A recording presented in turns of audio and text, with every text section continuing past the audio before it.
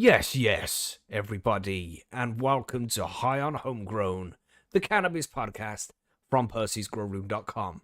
I am Macky from the UK, and joining us this week, we have John. That was professional. I love it. it. Was it good? Hello, it was smooth, everyone. right? I feel like I was speaking a little bit slower than normal. It felt slower. I don't know. It was great. Anyway, sorry, John. Great. That's you. No, it's a great day here in Minnesota, everyone. Sun's shining, snow and ice are melting. We're at 40 here, freedom units. And what does that convert to? About 5 for you guys? Yeah, about 3. Oh, that sounds delightful. Yeah, so it's and the missus today, she was making some bread, and she was measuring the temperature of the water, and she's like, "Oh, it's 117." I was like, "Well, you're about 117." Like, oh, it's American recipe, so have to use American units. I'm like, fuck that shit, convert that shit. We don't use freedom units around here. What the fuck is that? Sorry. But anyway, yes, John. It's cold still. Yes, then it's cold. It is a bit cold, but you like here, man. It's March has started, so we're getting ready for spring, man. People will be walking around t-shirts in about a week. John, you know as well as I do, it's a false spring. What you're experiencing right now. Here's the thing. I was just talking about this the other day. I was like, oh shit, how does that go again? It's in like a lion, out like a lamb, in like a lamb, out like a lion. Like, oh no, man. We're in for heard that before. But no. Really? Yeah. That's so March sucks. Right? Like if it's snowy, rainy, really bad weather in the beginning, it's supposed to go out really nice. But if it's nice when you start March, it's supposed to be a shitty end of the month. Okay. Sounds like one of those old wives' tales to me. Yeah. Yes, sir. Anyway, might be we also heard our lovely Margaret step in there and say some things. How's it going, Margaret? That's right. Margaret coming from Canada, where it is also bright and sunny, but not nearly so warm. We have not had our first fall spring yet. So. Oh, right. We had a nice day here in the UK, actually. I mean, say nice. The temperatures haven't changed so much, but it was a bright blue sky. You can feel the vibes of spring arriving again. Yeah, the days are getting longer. Nice. Mm-hmm. Yeah, very nice. What are you saying, Billy? Yeah, man. Yeah, Cornwall's the same, actually. We've got the daffodils springing up here as well, so that's quite pretty. Daffodils? Mm-hmm. Yeah, I saw some of those today. The old daffs raising their heads, lovely, pretty yellow things. So that's all good. Yeah. Third eye blind in the chat there says not in Scotland, Macky. Yes, to be expected. Yeah, Scotland don't count though. It's a bit far north, isn't it? Really? That's right. I'm surprised you ain't got snow still up there, like 5 miles of ice and shit. Still got a glacier over Scotland. It's so cold. Maybe not that bad, but it is cold. Yeah, man. So weather's changing, everybody. We're heading back to springtime. I hope everybody listened to the guerrilla growing interview that was put out last week as well, because it gives you some idea about, planning where you're going to put your plot, plant some seeds, get all your shit ready for the guerrilla grow season. That will be starting very soon. So it's better to start preparing for that shit now and start planting outside in a month or so. Yeah, the time is approaching, man. I'm looking forward to it. I always love summer so much. It's like, you just don't feel how dead your soul is until summer comes along again, and you feel that warmth. You start producing vitamin D naturally again, and you're like, oh man, I know, I miss summer. Yeah. I miss outdoors. Yeah.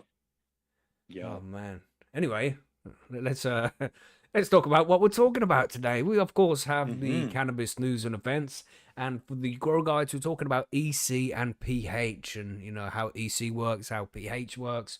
So you can get just a little bit of an understanding of all of that kind of stuff as well. We're going to try and keep it as basic as possible, though it is kind of a complex topic at the same time. We just want to make sure that you can understand and get a good grasp of what you're doing when you're measuring pH and EC and why you do it as well.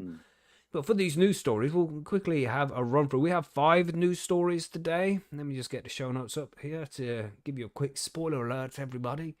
Yeah, right. So we have from Sheffield, which is in the UK here, children in hospital after eating cannabis sweets. So we've covered stories like this before. So I just thought it'd be a good idea to run through one of these again to make sure that people are aware that they need to keep their stuff properly out the way of children, because they will eat it if they get hold of it. So this is going to be an interesting news story. We'll get to that one pretty soon. We also have 12 states that could potentially legalize cannabis in 2025, and that's quite a lot of states. Yay. I mean, what you on, John? Do you know about 25 states now that are legal for recreational, right? And even more than that for yep. medical. It's medical is quite a few, and legal or recreational, I think it's 24. Maybe it's 25 now. Yeah, 23, 24, have to look. 25, It's you know, it's changing around all the there, time, isn't it? man. Yeah, that's it. Yeah, it evolves Yeah. all the time. But it's always added. None have been taken away but yet. Mm-hmm. we're almost half, and then after that, everything's just going to start falling, I feel. Hopefully. And if these 12 states can go, you know, then that's Mm-hmm. definitely got to put it over 50% at that point. Yeah. We also have some good news coming out of Australia there. The guys in Victoria, medical cannabis, the people who are driving under the influence of medical cannabis, quotation marks, you know, because you're under the influence is a Allegedly. difficult term to use. But you no longer face automatic ban from driving if you are a medical cannabis user in Victoria, which is very good news. So we're going to cover more details about that story very soon. We have something from the UK here, closing the gap, how real-world evidence could reshape UK medical cannabis policy. And by real-world evidence, they mean envelopes full of cash. And then Allegedly. allegedly. California state will again feature on-site marijuana sales and consumption with new award categories for blunts, hash, and chocolates. So some pretty good news there, you know, with the potential of 12 states moving forward. The good news from Victoria, you know, some maybe possibly some changes going on in the UK, and with the good news from the California State Fair as well. Hopefully, we got quite an optimistic set of news coming through today. We'll see what happens, innit? We'll see what happens as we go through. Jesus. Anyway, what's been going on this week then? John, how's things with your machine? Man, it's been up and down. It's been up and down, but that thing is a machine. It just goes, man. You put it in, and it will sew some stuff out. It's awesome. What machine? What machine are we I talking bought an about? embroidery machine, 15 needle embroidery machine. Right. Yeah, so You're I'm gonna be talking about doing that. hats and stuff, and yeah, man. Hats or That thing boots is and cats? Cool. Boots and cats. Boots and cats. I'm gonna make a shirt of that now. That's gotta happen. Let me pull up my notes. So I Man, can it write must that be down. nice to have a machine like that where you can like just express your creative ideas now. You know, when you have an idea Right. for something, you can just go straight with it. You know, get t-shirt prints. So when somebody comes out like that Hawk Tour chick, you know, if you had a t-shirt Yeah. machine, when that started blowing up, you could make a pretty penny from just making Hawk Tour t-shirts. Man, Huh? a lot of people did. That was crazy right, as soon man. as Yeah. that happened. Everyone was selling shirts and hats And boots and man, cats. Yeah, and boots and cats. that's right. No, yeah, it's gonna be good. What hash you got today, Billy? I got dry sift today because I made it Ooh. yesterday, and I already had bubble ash left over. So I thought, oh, I ain't got no dry sift. I better make some dry Leftover? sift. Leftover? Left Well, you're over, mate. fucking lightweight now or something. Jesus. Well, it's not so much left over. It's more that I've been smoking it all week, and I've still got some. So it's like, well, it's Nice. Saturday, and I need to make more hash. So Nice. He's hash rich. Okay. yeah, Yes, hash rich. rich. It's got That's loads not of so hash bad. coins, you know? Good old exactly. hash coin. You know, they're- Preparing for from the apocalypse. the fucking trailer Yeah. park boys, you know, where Ricky's just going around and just Yeah. hey, here's a couple of hash coins, man. I tell you what, hash coins would be worth more than gold, mate. Yeah, It's forget the- investing Yeah. in gold. You should be investing in Yeah. hash coins. What are you That's going to do with right. your gold when the world's over, mate? You're going to eat that or Exchange it smoke for hash coins. Exactly. No one's That's gonna what you're want the going to gold- the fucking do. gold. Mm-hmm. What do you have there, Nobody wants Margaret? to You got know. a nice drink this week? You still on the jack? What's the score? I do actually. I have a little Jack left, but I have some Romulan ale today. Okay. And I have Romulan ale? Is Yeah. that you mean that's the strain you're smoking, or you've got ale that has Romulan infused? No, that's the strain. Okay, okay. Yeah. Yeah, Yeah, that no weed Romulan here. infused ale sounds tasty, to be fair. You know? Yeah, it does. It does. Yeah, so and what drink do you have? Do you have a drink this week? Yeah, I do. Another Sense and Purpose because like Okay. I said, they sent me a case, so Are No, I'm working I- my in way a case through of all it. the same flavor? No, is there was three different different flavors in Nice. there. Yeah. Ah, cool. So do we get to see like adverts soon up on your YouTube channel? And you know that scene from the Truman Show when the wife stands there with the coffee, like, yeah, why don't you check out these Yeah. cocoa beans? You know? No, I haven't been contracted to do that yet. No. Soon. You should do Yeah, it anyway, coming just soon. for fun, you know? Yeah. That'd be fun to see. But yeah, man, John, you didn't get to mention what you were smoking because we were just talking about your machine there. What have you got this week? The tasty lemon sky, man. Nice. Love that. Love it so much. Nice, man. Very cool. I've just got the same old shit, you know, as I do in my mighty here. That's extra delicious. I'm going to fire that up again, actually, before we move on. Because, man, in case anybody doesn't know it and has not vaped properly before, just the flavor you get from a dry herb vaporizer, a good dry herb vaporizer, compared to smoking, it's just next level. The hit isn't the same. You know, if I got my pipe out now and took a hit of that, I'd be fucked. There'd be no show. I'd just be sitting here, one eye closed, one eye open, you know? The problem with the dryer vape, though, man, like sometimes that hits you, it sneaks up. You're like, oh, I don't feel like I got a lot. And then all of a sudden, 10 minutes later, you're like ripped. Yeah, that's right. Yeah. It just happens But so it's much so faster with tasty. a pipe. Yeah, that's the thing, just the taste. If people are into the taste of cannabis more than getting high nowadays, which I think we all hit that stage sometimes, but if you want to experience the real flavor of cannabis, man, dry herb vape is the way to go. Now, here's a word from our sponsor. Nicely done. See Nicely that? done. See, I just drop an ad vape in there. A vape ad. Yeah. From Yeah. Ariza, because Ariza sponsors Percy'sGrowroom.com, and they have some good ones, actually. Speaking of I do have the sponsors. Solo, too. That thing's mad good. Yeah, man, people really enjoy And I that have the shit. X2 cute. I want one, I do. I'm going to speak to her. I'm going to message her and be like, I haven't tried one of them desktop vapes, you know. You want to send one over there? And I bet they'll be like, yeah, cool, no problem, bro. Right? Legend. Yeah, good company. But anyway, with that, I think it's time to move on to some news. Are we all ready for that? We all ready to brace ourselves and move on to the news? Oh, cool. 10-4. Yeah, let's do it, man. Yeah. Let's do it. You didn't ask me what weed I was smoking. You only asked me about the hash. Well, the music is playing for the news now, Billy, so it's too late, bro. Oh no! Damn. You had your chance. Now it's gone. Yes. Anyway, I think first off, we'll get to the bad news first. The public service announcement that we have here about mind where you're leaving your cannabis edibles because children will eat them. All right. You know, sometimes knowingly, sometimes not knowingly, but either way, you don't want anybody eating your edibles except for you. So put them in a reasonable place. All right. So from here in the UK, this fucking bastard thing. It's not putting the thing up when I press the button. Put it there. There we go. Now I think it might work. No. What an absolute dickhead. Skitzing out. There we go. Don't look at the show notes, everybody. Professional. Have to put because it's linked up to show the show notes first. And if I don't show the show notes first, then the other articles don't come up. It's probably a pain in the ass. I'm going to have to set it up again at some point and fix that issue. But this is live, everybody, just in case you wasn't aware. This is live. This is real time. So things like this happen all the time. Don't worry. It's the way it is. Yeah, for those of you who join us every week, you know this. Anyway. Right, we'll start this news article here with the from the UK, from the BBC, so you know how it is. Grab your salt. 8 children in hospital over cannabis sweets. And the cannabis sweets are kind of like in quotation mark there.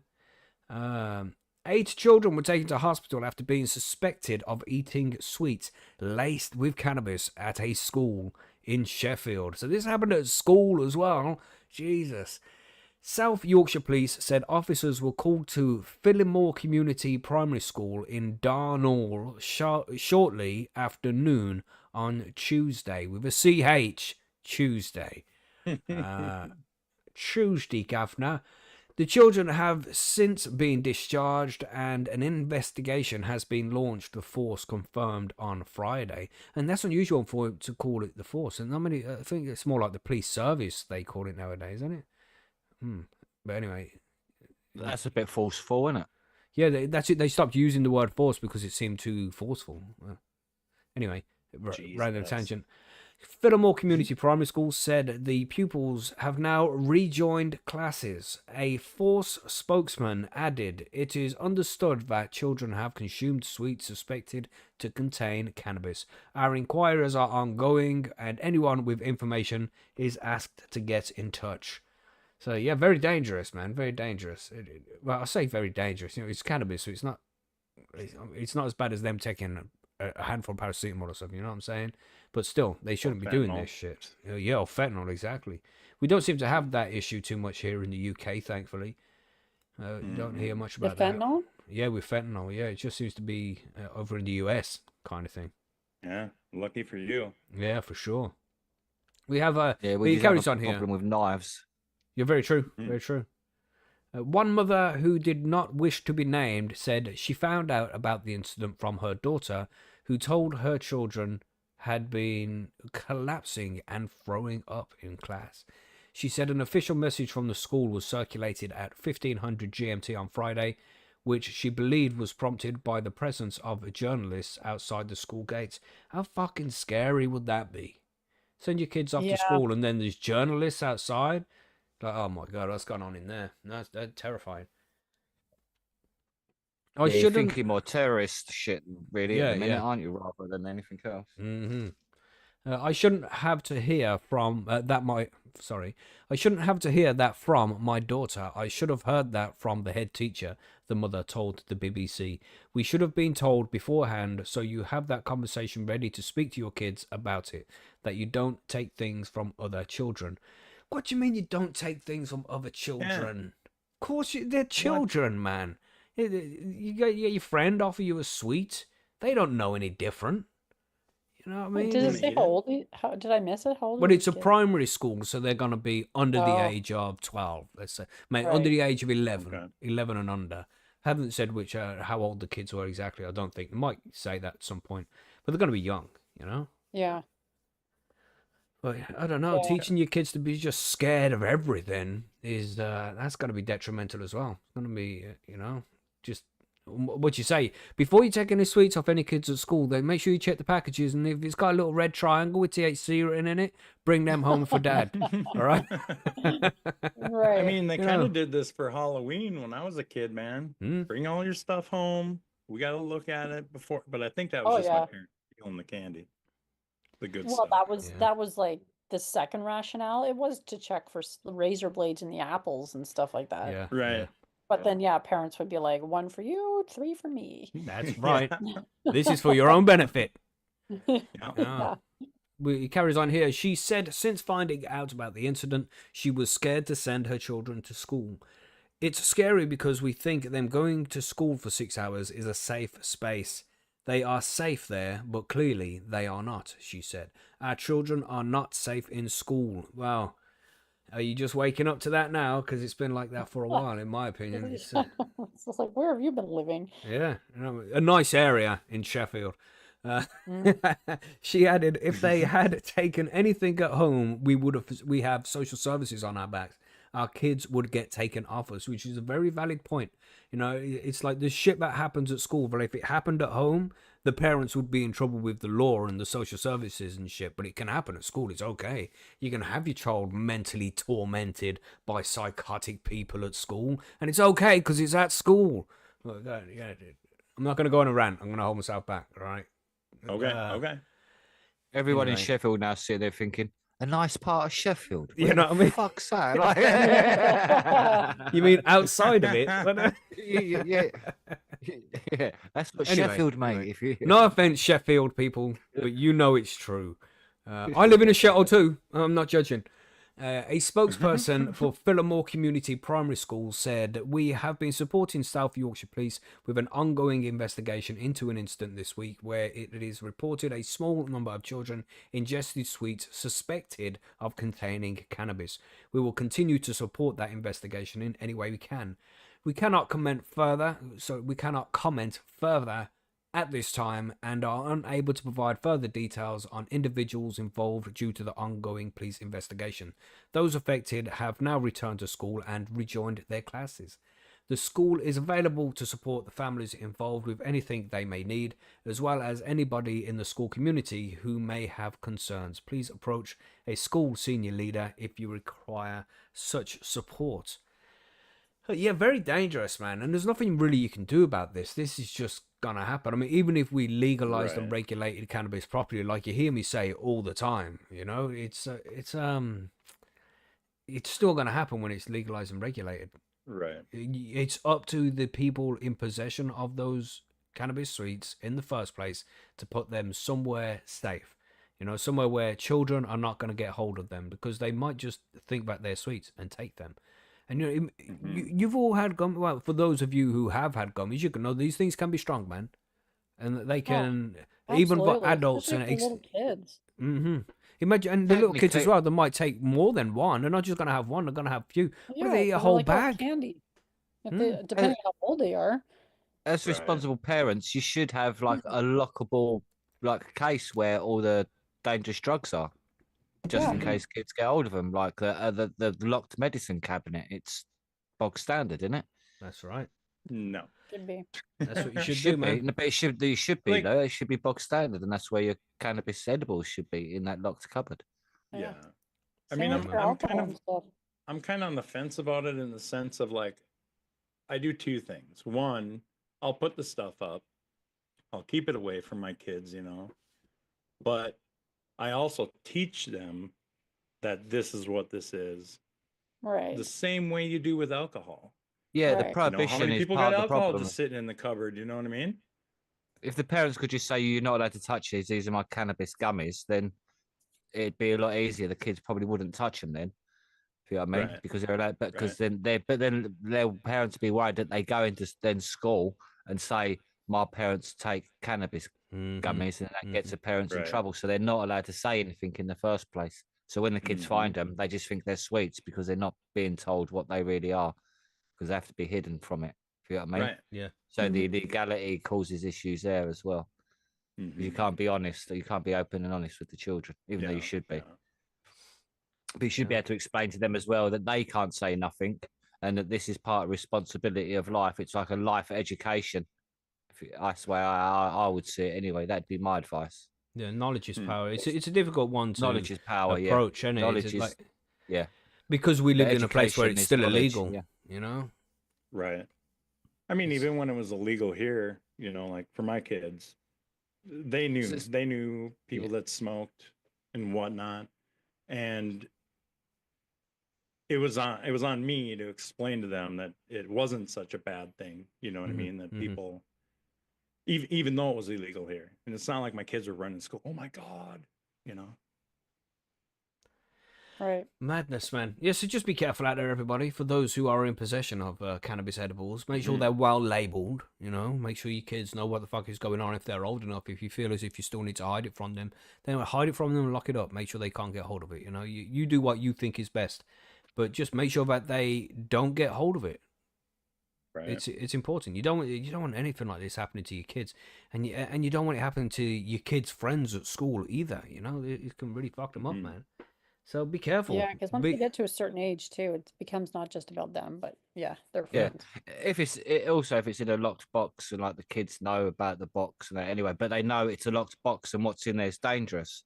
So they know breaking into it's like a bad thing to do, rather than, oh, here's some sweets, I'm just going to eat them. There ain't going to be no type of accident. It's going to be deliberate on their side, if you know what I mean. And they know that it's going to be like the highest punishment is afforded to them if they do get in that box.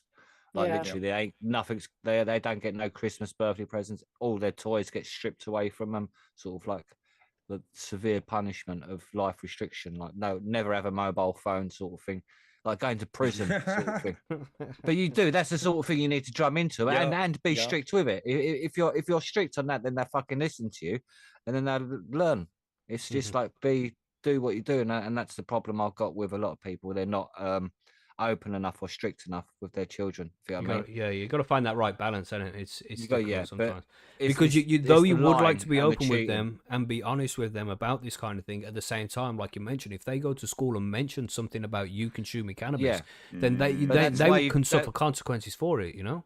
But that's why you got to have that talk with them as well. It's not just the thing about cannabis. It's about, well, this is the whole thing about cannabis. The whole you got to But explain you try so much explaining that about to a society. 5-year-old. It's not Exactly, going to be exactly. easy. Is it? That's the Right. problem. No. You've got to be able to do that. But so if you're a parent, you should be.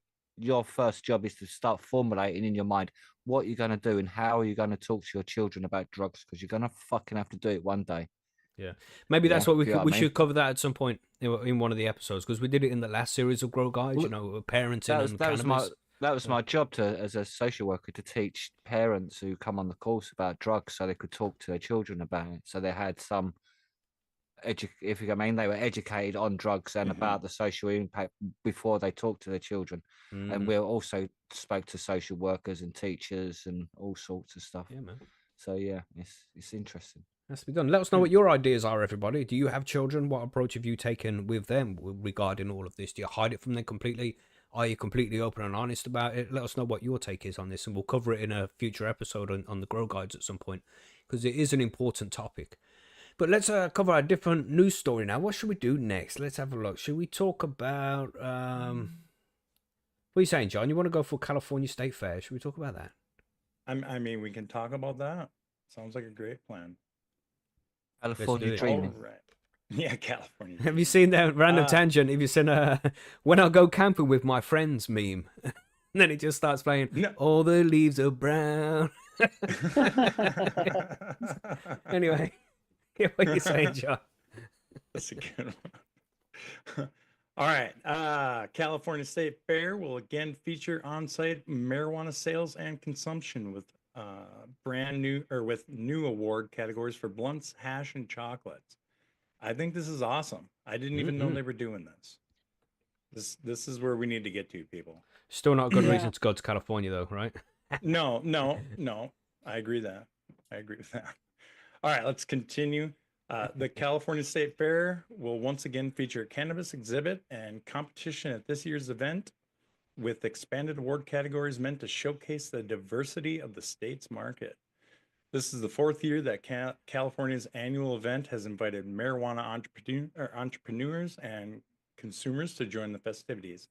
And for the second year in a row, on-site sales and consumption will be permitted during the 17-day fair.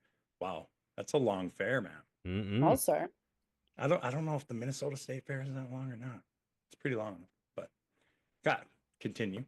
Last year, we made history by integrating cannabis sales and consumption into the state fair, and we are thrilled to return in 2025. Lauren Carpenter, co-founder of Embark, which is facilitating the sales component said, through an immersive educational experience, we're shining a light on the cannabis brands, reflecting and shaping cannabis culture in California and beyond.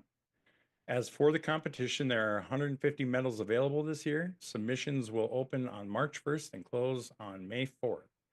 The winners will be announced at the start of the fair on July 11th.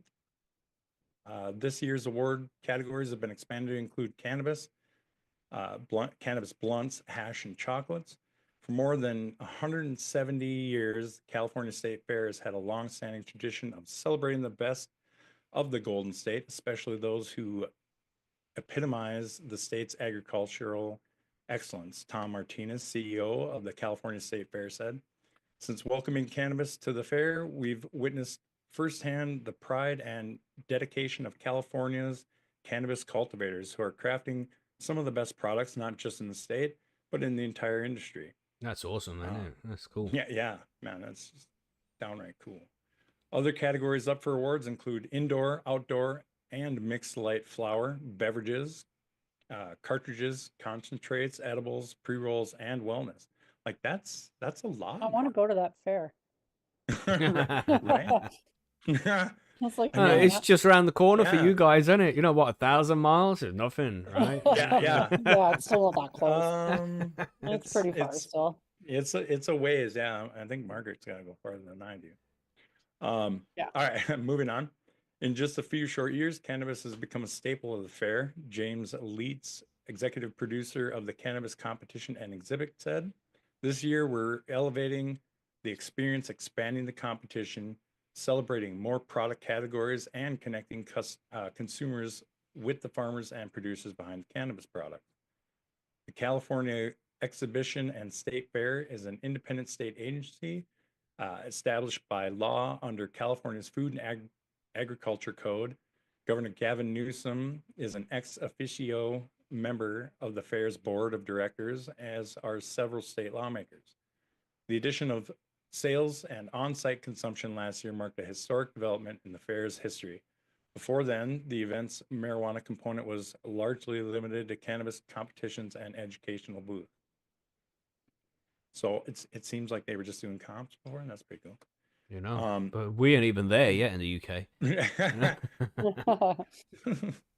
While the expansion was new for California in 2024, on-site cannabis use and sales were allowed at the New York State Fair in 2021 after adult use legalization was enacted. However, the fair stopped permitting public consumption at its 2023 event. Though attendees could buy marijuana products from nearly a dozen local growers at a cannabis farmers market held in conjunction with the event. Meanwhile, last year, Minnesota's former governor, Jesse Ventura, called on people to boycott the state fair for prohibiting marijuana use at the venue, while at the same time allowing attendees to consume alcohol and tobacco, even though the state enacted a cannabis legalization law in 2023. That's crazy, isn't it? I That's knew crazy. Minnesota was going to come up with something like that. I believe it. Like, I totally believe that. Yeah. Yeah. So that's good news, that's where we're man. at So what you with saying? You're not California. going, John? You're not going? Man, no. It didn't even say when it is. When is it? You said to me about July 17 11th. days. And where is it? Like California's a big place. Yeah, very Yeah. true. You know, Like, Like where in California? I assume it's not in the fiery bit. Yeah, I mean, probably it not. might be. Probably Nobody not. knows. I No, guess but we'd have to. I think the fires Google are it. out now as well, isn't it? I was speaking Yeah, to I Ed think so. Rosenthal. He said the fires are Sacramento, out. Phil says. Phil in the Oh, chat, Phil Sacramento. me balls. What's up, Phil? Said Sacramento. Nice. Nice. Do it, yeah. that And like I mean, that Marcus would be a also said great Sacramento. time. I would love to go to that. Mm. I That just sounds don't know if I quite- can make that trip. Man. Sounds like a weed place, doesn't it? Sacramento as well. Yeah. Yeah. Yeah, man.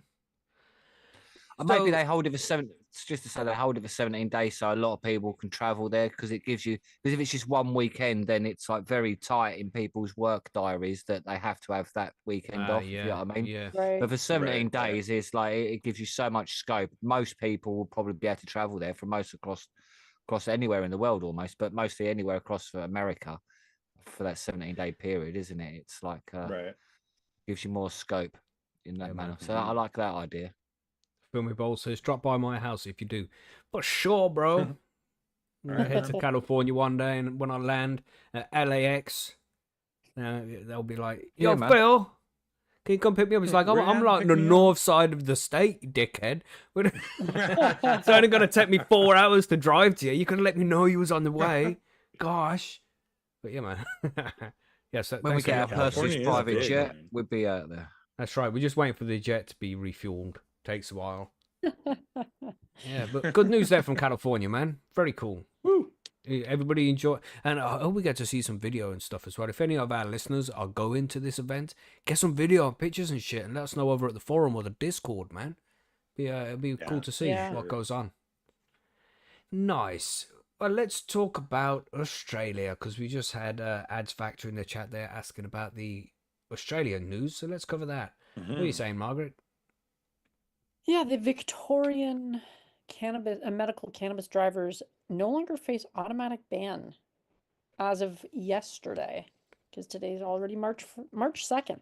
That's So right. Victorian motorists who have medical cannabis in their system but are not impaired by the drug will no longer face automatic driving bans as of Saturday, March 1st, 2025. John Ryan, CEO of drug policy nonprofit Pennington Institute, says the rule change means Victorian medical cannabis patients will no longer be forced to choose between their medicine and their mobility. Shoot, I accidentally scrolled too far. Victoria's driving laws were amended following a Victorian Parliament report in October 2024 that recommended magistrates should be allowed to apply judicial discretion to motorists who use prescribed medical cannabis as advised by their doctor and were not impaired while driving. The Victorian government subsequently amended the Road Safety Act 1986 to implement the change as of March 1st. Under existing laws, Victorians who test positive for THC while driving face a mandatory license suspension of at least 6 months and may also receive a fine. Testing positive for THC while driving will remain an offense after March 1st, but magistrates will decide whether prescribed medicinal cannabis patients found to be driving with THC in their system should lose their license.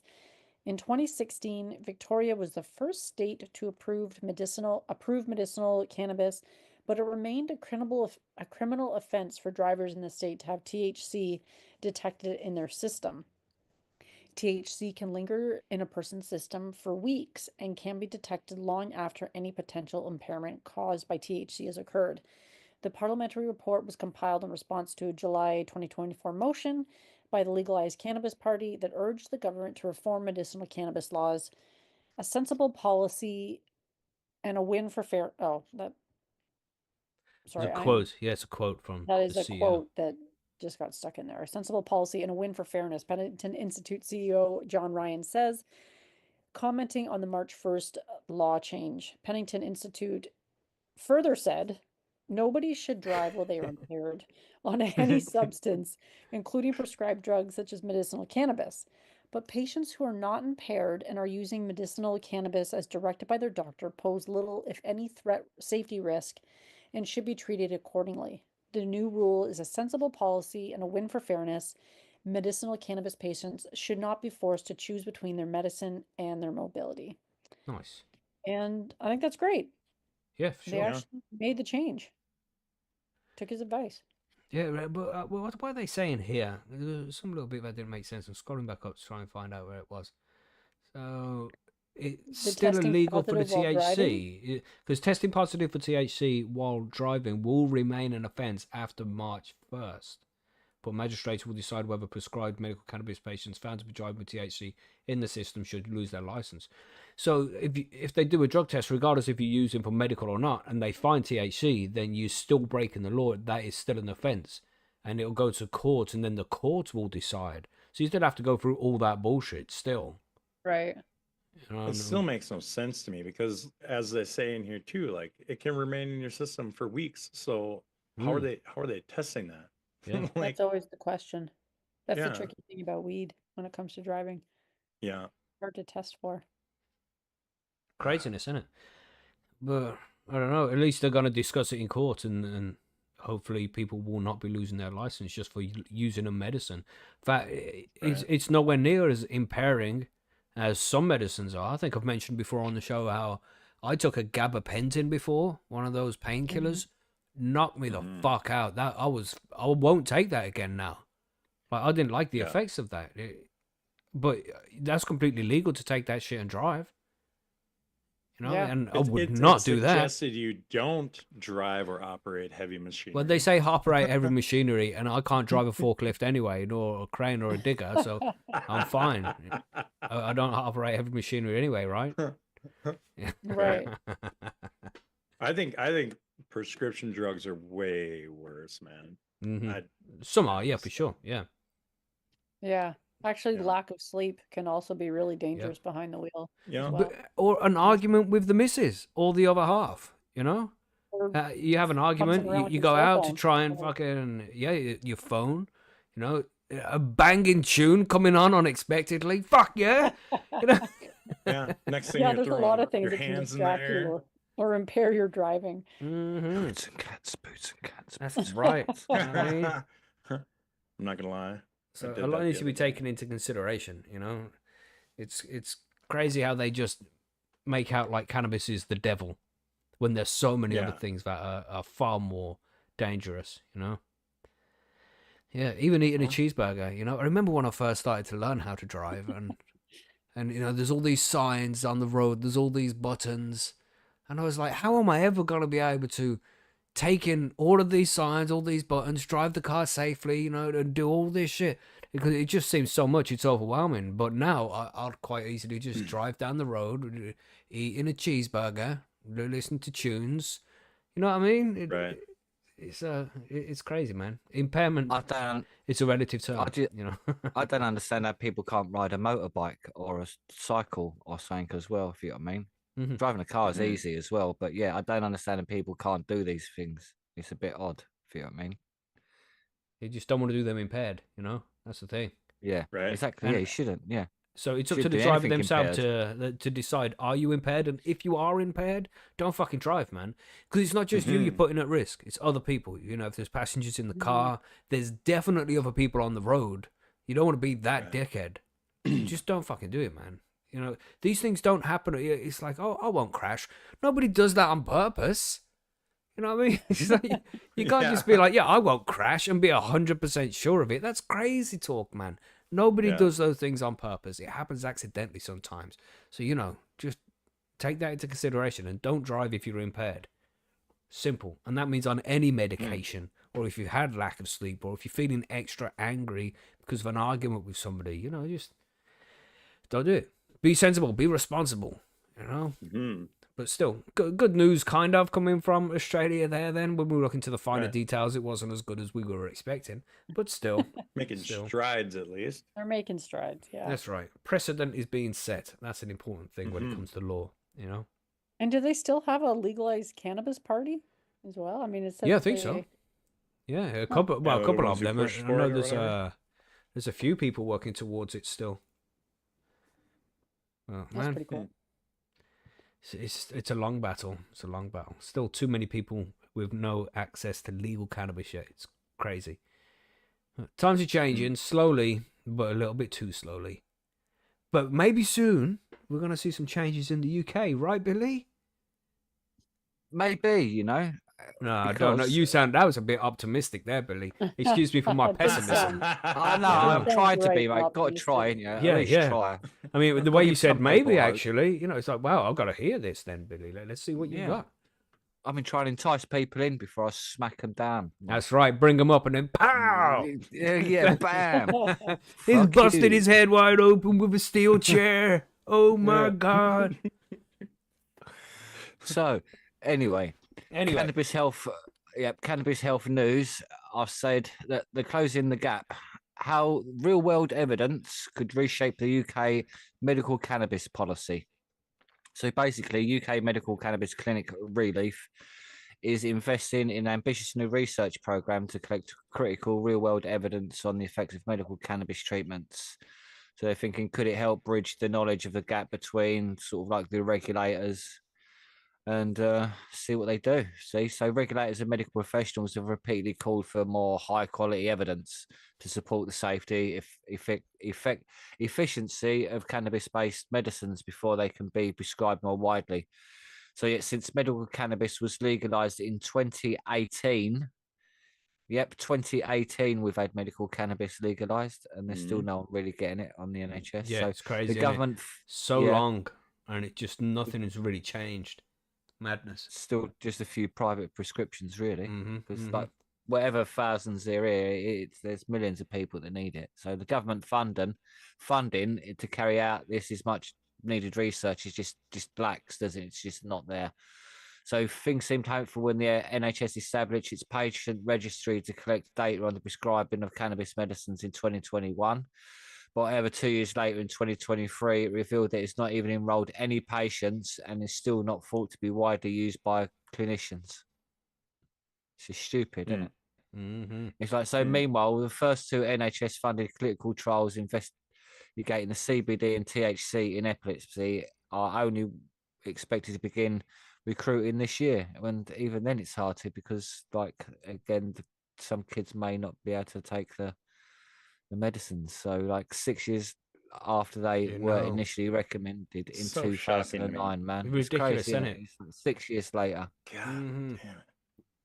So it's like the campaigners have probably described the lack of NHS data as just disappointing and infuriating, which It is is. Like, infuriating, man. It's like I yeah, feel myself yeah. getting so fucking angry right now. Just you know what I mean. You start to you can feel it building up. Like fucking take 6 years, 6 fucking years. Do you want us to say thank you? Is that what you want? Yeah, No, that's what they fuck want. yourselves. Yeah, they want you to beg for it, don't they? Fucking Basically, hell. Finally doing the studies, are you? That's nice. And I see in the chat here, he said, and I agree completely with him, they've got studies they can already look at. They just don't want to look at them. They don't want Yeah.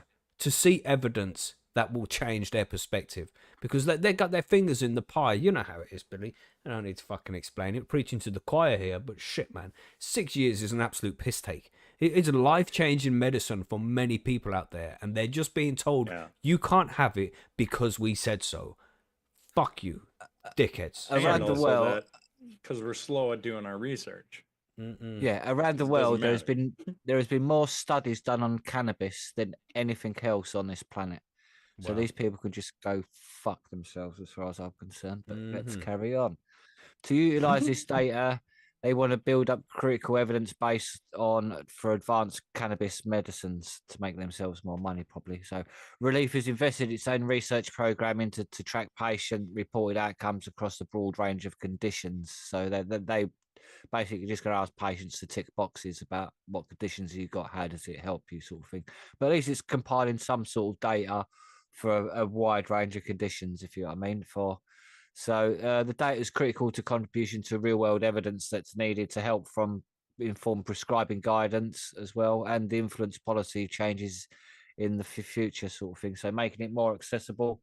And it can also help them provide more targeted, individualized treatment plans for their patients. So, which is what's needed, people to report back if flower or oils are better for sort of like the MS or for migraines or for arthritis and things like that. So they're currently providing medical cannabis treatments across a range of medical specialities. So as a part of a program, all patients will complete a general health related quality of life assessment, EQ5D, so basically a big questionnaire, as well as a disease specific questionnaires at their first appointment, and then 1, 3, 6, 9 and 12 months.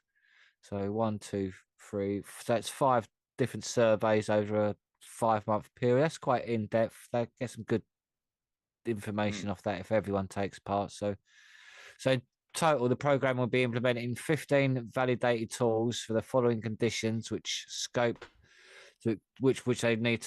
expand in the future. So this is for Parkinson's disease, epilepsy, multiple sclerosis, migraine, rheumatoid arthritis,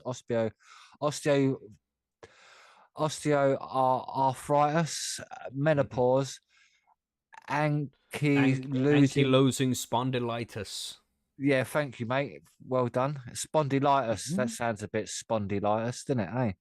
So depression, anxiety, chronic pain, fibromyalgia, restless leg syndrome, and insomnia. Yes, I get that. I get restless leg syndrome sometimes. Drives me fucking crazy, man. Gosh. Restless leg syndrome just sounds like you need to go for a run. No, it's just, when you're in bed, you're trying to sleep and your leg just won't go to a rest. It's goddamn. I find if I squeeze my feet really hard, then that kind of relieves it a little bit. That just get a treadmill and go for a 5-minute run just before you go to bed. I don't want to do that. I've got dogs to walk if I want to walk. I can go out. I'm allowed outside. Well, don't get a treadmill for your dog, so you can both. Then you can do it together, isn't it? I don't know, man. It's like my dog would be as angry as if I bought my wife a dishwasher for a birthday or something. She would be pissed. And if I got a treadmill for my dog, he would be pissed as well. You got to be careful what gifts you get. Buy a treadmill for the wife and a dishwasher for the dog. That's going to fucking solve problems, isn't it? Holy.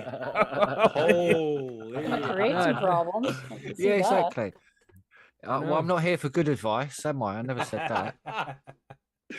I think we should get your wife in on this no, don't. situation. She's behind you, Billy. Remember when we did that to Tommy Chong, man, in one of the Tommy Chong interviews, and he was talking about his wife. I can't remember what he was saying, and then I was just like, "She's behind you, Tommy," and he turned around and expected her to be there, all scared. That was hilarious. That was funny. Shit. That was funny. Yeah, man. Anyway, what's going on? Let's finish up this article here. But anyway, let's finish off after that tangent. So the data is going to be analysed with a view to publication in a peer-reviewed medical journal. So in order to contribute the existing body to the real world of evidence for the effectiveness of cannabis-based medicines. So basically, while clinical trials are widely thought of as the gold standard in science, real-world evidence can provide broader insights which are more relative to the patient experiences. They can also serve as a helpful starting point to inform future randomized controls trials, which isn't really what's needed for cannabis, but still, real world evidence is more representative of the general population compared to the clinical trial data, which often places restrictions on who cannot participate in the trial due to strict inclusion exclusion criteria. So campaigners, clinicians, scientists have repeatedly called for regulators to consider the real world evidence for medical cannabis. RCTs are designed for single compound pharmaceuticals, making them challenging to conduct on a cannabis products which contain hundreds of different compounds, obviously, because you don't know if it's the THC, the CBD, CBN, CBG, so on, which is having an effect, isn't it? So in a peer-reviewed paper from 22, researchers from Drug Science Publicity challenged the view that RCTs are the only form of valid scientific evidence, which is bullshit, urging policymakers to consider the existing real-world data. Obviously, that this is bullshit is a bit I added in there because it is. The authors, in my opinion anyway, the authors outlined several key recommendations aimed to help policymakers to see the values of this evidence in medical cannabis research. This included highlighting the importance of doctors listening to the views and experiences of patients, stating that the doctors should develop the evidence base together with their patients to better define indications. So basically, the regulatory bodies have also acknowledged they need to place more value on real world evidence alongside the RCTs. So they're starting to listen to like real world evidence does actually count for something. It's like, oh, really? Does it? Maybe. It's like, Listen so to so real much you'll world live- evidence that Yeah, agrees with so- what they yeah. already think. Because remember, who was Yeah. it? Who was it? Was it Professor Nutt? David Nutt, who told the government back in the early 2000s, like, oh, like, cannabis is cool, man. You need to really legalize this. And was like, oh, we don't like you. You're sacked, mate. Get me that next guy. You know, they only want somebody who, they want a bunch of yes men. So, excuse my pessimism. You know, it doesn't matter what studies get done and what they prove. They'll only pick out the studies that show that mind-altering super skunk causes psychosis. That's what we'll be seeing, like we always do. And we don't see any other studies that say, oh, this does help with epilepsy and Parkinson's and all of these different ailments, you know? They'll pick and choose, as they do. In my Dr. opinion. So Dr. June Rain said, when used in this innovative way, real-world data has the potential to make a huge difference when it comes to bringing medicines through clinical trials to patients, which it does. It's like the real-world data is important, especially with cannabis. So the following year, NICE published its real-world evidence framework and highlighted within the strategy for 21 to 26 how it planned to use real-world data to resolve gaps in knowledge and drive forward access to innovations for patients, which is good because patients know more about cannabis than what the doctors do, so they need to start listening to us a lot more. Looking further afield, the European Medicines Agency, the EMA, has also launched a data analysis and real-world interrogation network. That sounds nice, doesn't it? Fucking hell. You got the real world interrogation network of phoning. Do You'd be they mean "Whoa, like Guantanamo? what the Is that what they mean? Yeah, what the fuck have I Yeah. done here, mate? I wouldn't be answering that call. I know that for a fact. Like, to deliver real world evidence on diseases, populations, and the uses of performance and medicines. We better keep quiet there. Shh. No flags. That's right. Yeah. This is not the first time real world evidence has been collected on medical cannabis in the UK. Oh. Numerous papers have been Really? published based on patient reported outcomes over the past 6 years, most notably through Drug Science's T21 patient registry. So Dr. Gold notes that whilst these are focused on conditions such as chronic pain, depression, anxiety through the general quality of life questionnaires, relief plans to cover a wider variety of indicators and will likely exceed the patient numbers as well. So it's going to be a bigger, wider survey basically. So patient reported outcomes have been reported by other clinics, but they have not been used to the extent that we plan to use and cover such a wide variety of conditions. So they want to use them for their own data more as well, if you know what I mean.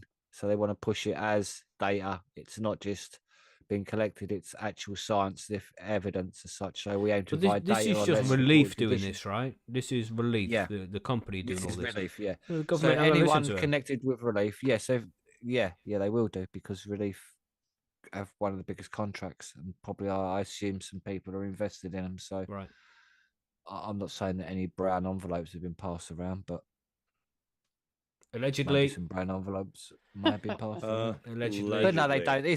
don't. It's all shares now anyway. There's no such thing as a brown envelope now, is it? You just get stocks and shares Mm-hmm. nowadays. I see what you're saying. Yeah. Yeah, so you just invest in the company and then try to give them as many contracts as possible to earn yourself money that way. It's legal, but it's a bit Crooked. offhand, isn't it? It's a slightly crooked, yeah, Mm-hmm. backhand. So yeah, but that's it basically.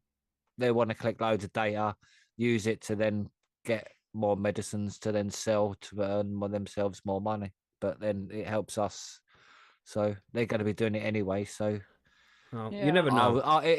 it's a half positive again, if you know what I mean. Yeah.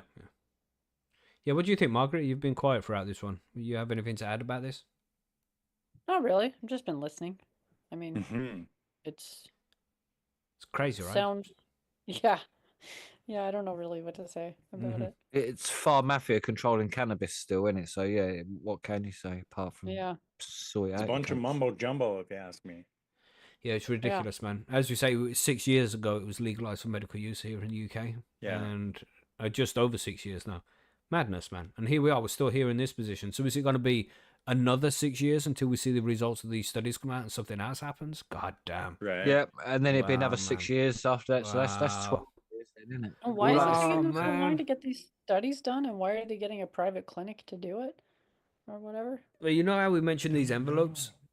It's a lot Right. to do with that, Mm-hmm. allegedly. You know. It's madness, man. Crazy, man. I mean, I'm sure It's there's a crazy. legitimate reason to why they do it this way. I'm sure there is. And it's just easy Yeah. to jump to the conclusion of, no, they're crooks. It's easy to jump to that conclusion, but maybe, no, I don't know, man. I don't know, I just have no faith in these people anymore. They don't do what's best for us. That's what's clear to me.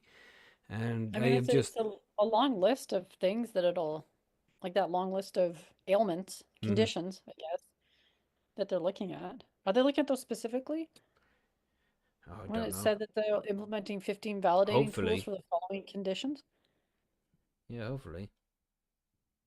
Yes, those are some big ones. Yeah. Epilepsy is a major one. Well, they're all major to those Yeah, people who for suffer sure. with them. Mm-hmm. You know? Yeah. Let's see what happens. Yeah, Especially if that you restless haven't leg got, one. You know? yeah, yeah, exactly that. But if you haven't got epilepsy, then your condition is what matters to you, if you know what I mean. Mhm, So that if you're on the list, you're like, finally, I'm on the list. It's not just them 4 or 5 conditions. Like Mhm. Yeah. cannabis is recognised medically across the board. So it's like, well, why has it got to be a listed condition? Fingers crossed Is something it happens soon.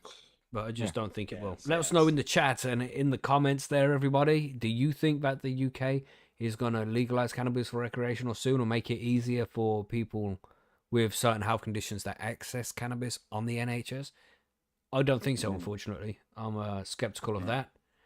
But, you know, I may be wrong. I've been wrong before. I'll be wrong again. We'll see what happens, you know? Can I just say that I really like the play on words there with that clinic's name, Relief? Because when you first started reading it, I was like, is it the relief word or is that their Oh. name? And Yeah. that's actually a yeah. pretty good cannabis business name. I like that. Yeah, it's something the UK guys do. We play with words with our jokes and things like that. It's Yeah, a UK like thing, Letter apparently. League. That's right. That's right. Hey, Join I won. us every I other won, day. everybody, just in case anybody's That's wondering. yeah, and a quick bit of forum news there. John won a game of Letter League yesterday. Congratulations, bro. Yeah. Congratulations. Very cool. Good game. It's self-funded as well by the company. Mhm. Nice. Mm-hmm. Allegedly, yes, Cookie Grow. Allegedly. He won allegedly. Anyway, this last story. Let's get to this last one. We have some good news coming out of the States. Maybe some good news. We have 12 states that could legalize cannabis in 2025. Cannabis Business Times is reading the nation's legalization palm once again to predict whether states will enact cannabis reform this year. And if you can see on this screen there, it's just got all of the states written out with a little guide. And they're saying Wisconsin and Pennsylvania are likely. Wild card is Iowa, Indiana, and Tennessee. Maybe from South Carolina, and is that that's New Hampshire. Yeah, New Hampshire. Okay. And yeah, and to watch Kansas and Texas, all the black ones must already be legalized, right? In some way. I think so. It's got to be the way it That's is crazy. Yeah, it must be. in Must be this that. map. This map isn't the greatest map. I'm just No, saying. no, it definitely isn't. Pretty Cannabis shit. legalization largely stalled out in 2024 amid cross-chamber disagreements in state legislators and ballot measures letdowns on election day. Nebraska was the lone state to advance reform last year via overwhelming support behind a pair of medical cannabis legalization measures in November, yet litigation attempting to prevent a program rollout remains pending. So where does that leave reform in 2025? Despite federal prohibition, 24 states have legalized adult use cannabis and 39 states have legalized medical cannabis, leaving additional reform opportunities on the table for more than half of the nation. Now, that means half of the nation by state, not by population, isn't it? Because more than half the population of the US has access to legal cannabis now. Right. I think don't so. know. With the size of this, I mean, California's a huge state. It's the biggest, isn't Yeah. it? By population, and they have access to it. Yeah, New York. Yeah, it's a big state. Here at Cannabis Business Times, we're continuing to read the nation's palm. I said that twice. I think it's a lame thing to say. Just saying. Reading the tea leaves of the nation, getting the tarot cards out. Get a grip. Stop saying silly things. Anyway. Reading the palm to determine the chances of changing fortunes for 12 states in our 2025 legalization forecast. The list includes 8 states that may finally budge on medical reform and 4 that could transition to adult use legalization, including Pennsylvania, New Hampshire, Hawaii, and Virginia. In addition, I didn't put that on the screen anyway. In addition, 8 of those states have Republican trifectas in their legislative chambers and governorship, including New Hampshire, which could become the first state in the nation to legalize adult use cannabis via a GOP-controlled legislature. Wow! So all of the states so far that have legalized cannabis have done so under Democratic regime. Yeah. What's the right word? Democratic leadership. Yeah, I don't there know. you go. Yeah, that works. Mm-hmm. That's a strange strat. I didn't know that one, but yeah, makes sense, really, doesn't it? The GOP haven't really been cannabis friendly.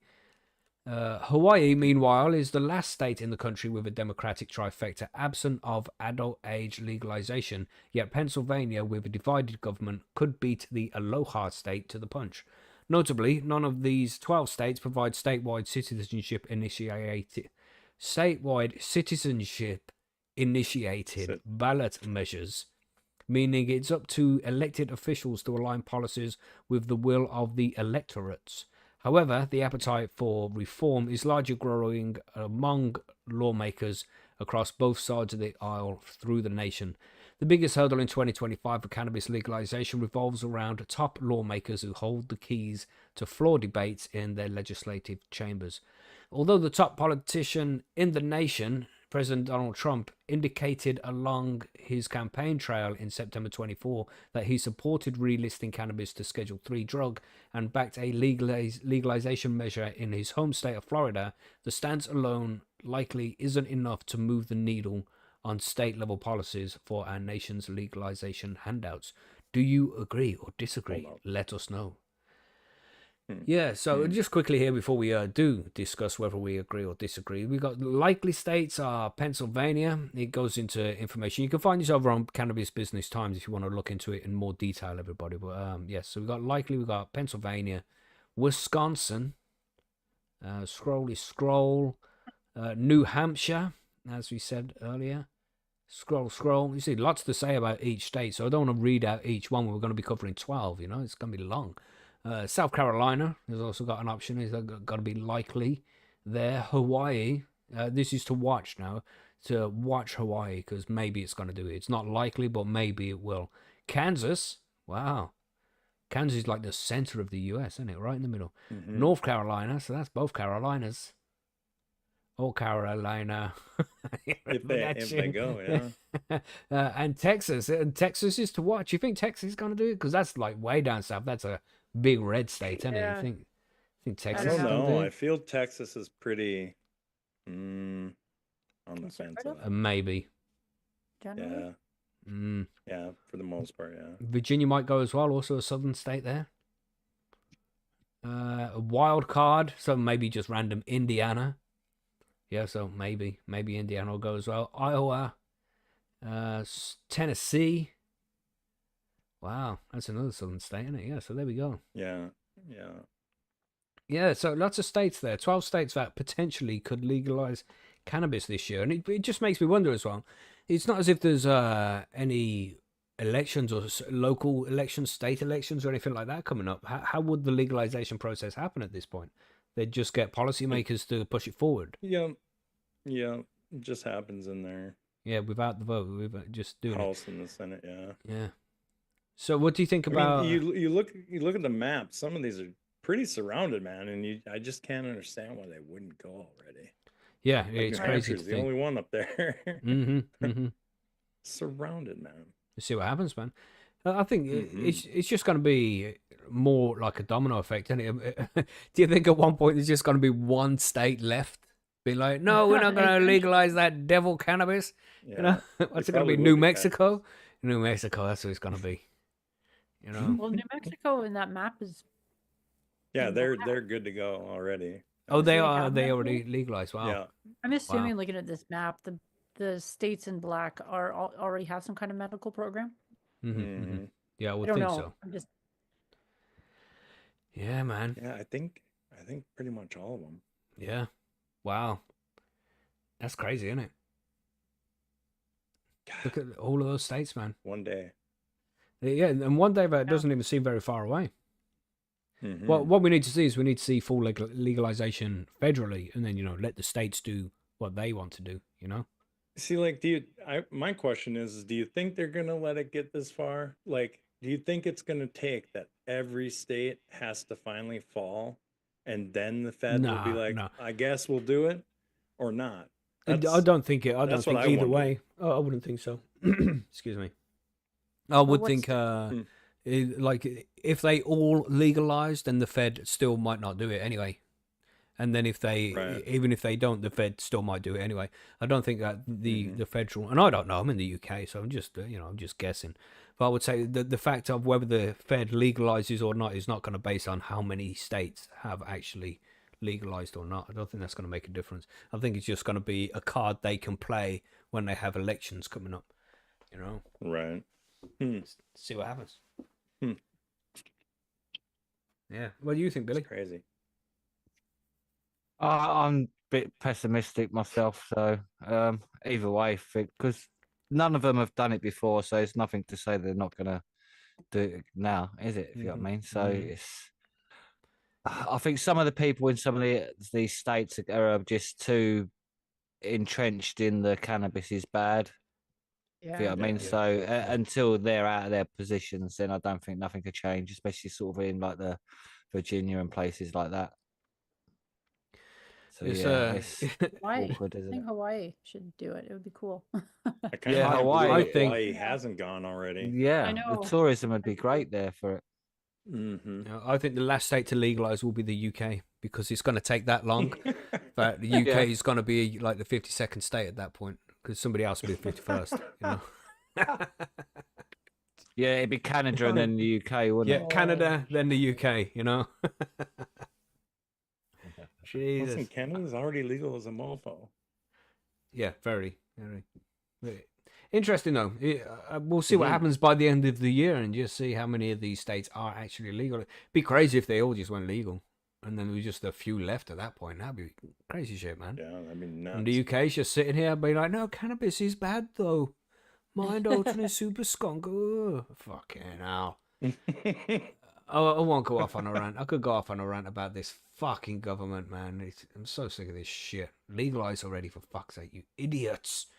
Anyway, so a little bit of forum news before we move on there. We want to announce Member of the Month. We do this every month. We pick a member, someone who's made an impact over at the forum. And we noticed, while coming up with some suggestions for Member of the Month, that this particular member has been a member for a long time. Online all the time, good member of the community, but has never received Member of the Month. I'm like, why the fuck not? But some people just can't be there every day, posting on everything and being active all the time. They've got lots of things to do in real life, but they put in the time they can, which we don't appreciate that enough sometimes, I feel. We always give member of the month to somebody who's been really active and all that shit, and not everybody has that opportunity. So I thought we needed to acknowledge this member and just say, we know that you're around as much as you can be, and we appreciate that very much. So this is GW Orton, and he's often in the chat here on the show, and he's often over at the forum. He's not active every day, but still, he's very active, long-standing member, and we do appreciate you, GW Orton. So congratulations for being announced member of the month. When you get member of the month, you get a month's free Patreon, so you get to watch all the interviews live and shit like that, and you get a little piece of bling, a nice member of the month bling that you'll wear for the month. So congrats, bro.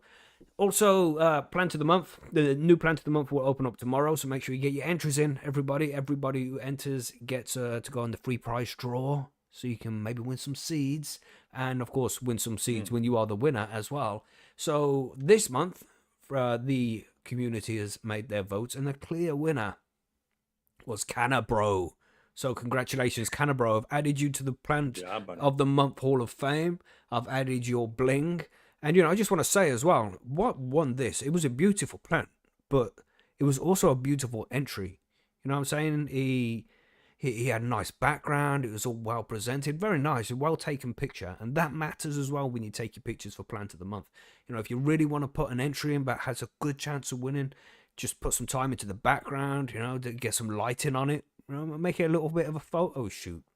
You know what I'm saying? Right. So, yeah, get on that shit. Beautiful entry, Cannabro. Well deserved. Congratulations, man.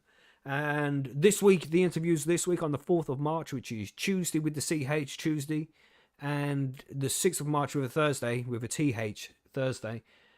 We have Tom Rakes on Tuesday and Scotty Reel. And Tom Rakes is the CEO of Seedsman Seeds, just in case you don't know, because we have a big grow off coming up with Seedsman very soon, and we're going to talk about that on Tuesday and see what's going on with that. And then we have Scotty Reel from the Dude Grow Show joining us on Thursday, and that's the first time he's been on the show, so that's going to be a fun one. You know what I'm saying? Well, that's Those it. Are two good ones, two really good ones, I think. Yeah, man. Apart from one more thing. What's going on, Margaret, with Bite Me? Anything new? I'm working on a couple projects, but they're not really ready yet. One is, I don't want to sound like I'm copying, but I am. I do have a little merch store that I've been working on for a bit. Beautiful. Get it. That's not copying at all, Margaret. You get on that shit. Get it done. Yeah, do it. And if you need any help, we're always happy to help if you need any assistance with anything. Yeah, I'm just dealing with some other stuff. Like one of my payment processors has decided it wants to shut down one of my accounts, and I've been dealing with that lately. And it's such a pain in the ass. So yeah, it is really is. Because you appeal them, and you're like, I don't even sell any. Like right now, I don't sell anything physical. It's like, and they're like, you're restricted business, all this shit. It's just it's pain in the ass, man. Huge pain in the ass. And then you appeal, and you don't hear back from them. And you're like, what's happening? And then I thought I was done with that shit, but apparently not. No, not done with that shit. No, because we had PayPal shut our shit down a long time ago and took the money in I know. there. That's why it makes me nervous about that, because at least they said if they shut down the account, like they won't keep the money. And I know from you telling me before that PayPal will not make that promise. That's right. Yeah, no, they do not. Yeah. They keep it for So damages, I don't like using allegedly. PayPal. Crazy. But you're stuck using it as well, aren't you? That's the only option they offer sometimes. You are, Yeah. Yeah. So there you go, everybody. That's the struggles that we have to deal with sometimes doing this cannabis thing, because ridiculous bullshit out there. Yes. Anyway, should we take a smoke break? Yeah. Yes. Let's do it. Smoke break. There we go. Yes, smoke break. I was going to do something in the smoke break. I forgot what it was. Oh, this download's still going. I'm going to step away for 2 seconds, man. Cool. Yeah, I'm going to be right back too, if that's all right. Yeah, man. Let me know when you get back, because then I've got to go get a beverage too. Okay. What are you saying, Billy? Are you going? You leaving me here on my own for a minute? No, I'll wait with you. I'll lurk about. That's nice. Have a smoke on the break. Cool. Yeah, man. So there we go, everybody. That was the news and all that shit. Let's chill. Let's chill for 5 minutes before we go and talk about EC and pH and get really complex with this shit. You know what I'm saying? The shit Yeah, it gets, can get a bit hefty. scientific, Mm-hmm. bit mathematical. Get your calculator and notepad out and all of that. Yeah. I don't think he'll get to that stage. But we always encourage it. You know, if you need to, do take notes. You know, I'm gonna get this mighty some fresh weed in it. Let's go. Yeah, man. What else have we got on this week? I mean, we had the memorial session for Twisted. We had a celebration of life for our mate Twisted there, who passed away last week. Randomly, out of nowhere. Some tragic shit.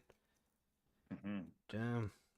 But yeah, we had a nice celebration of life. Just, you know, just getting mashed and chatting shit. We did get quite mashed as well. I drank quite a few glasses of whiskey that day. I was like, wow. I'm quite fucking Sometimes you mashed. gotta do that, right? That's right, man. I enjoy a nice whiskey, especially in memory of a good friend. You know? Are you a whiskey snob? I wouldn't say whiskey snob, but I wouldn't. I don't drink the shit stuff. Okay. So yes. But I suppose, So yeah. then, yes, a whiskey snob. You know what I'm saying? Not really a I snob. mean, there are though. good ones and there's bad ones. Like I'm the same way. But Like, I'll drink nobody some drinks good the stuff. bad ones, right? I Somebody did when I does, was I believe. young. Somebody Mm. must. No, I just think they're put on the show to warn us what the bad stuff is. You don't want this one. You know? I don't know. I got this real nice whiskey. I'm gonna fucking have a glass of whiskey. I can't do it yet. Can't do it yet. If we have a glass What of is that it? whiskey, Still too early. What kind? I can't pronounce the name properly, to be honest. I tried the other day and I just made myself sound like an idiot, but that's not Christ. unusual for me, is it? I can't pronounce any name properly. You're not supposed to laugh. You're supposed to be like, oh, that's not true, Macky. You do such a good job of it. Not There was one news article here about. I mean, is it still there? Did I delete it from the top? Oh man, yeah. I did see one It earlier. was one about fucking modern slavery in the UK, and it's just like I was gonna put it on Margaret's thing and be like, cover this one, will you please, Margaret? Because the name's in it. Oh. Listen, she got the bad one last week. That's what I thought, you know, because we all do such a shit job of it. The only person who has any chance is Margaret, you know. And I know she's not going to be able to do this one. It was very funny. It was very I funny. appreciate your vote of confidence, but yeah, some of those names are definitely tricky. Yeah, it was funny. But we didn't get to do it, you know. Next time, maybe. But, Yeah.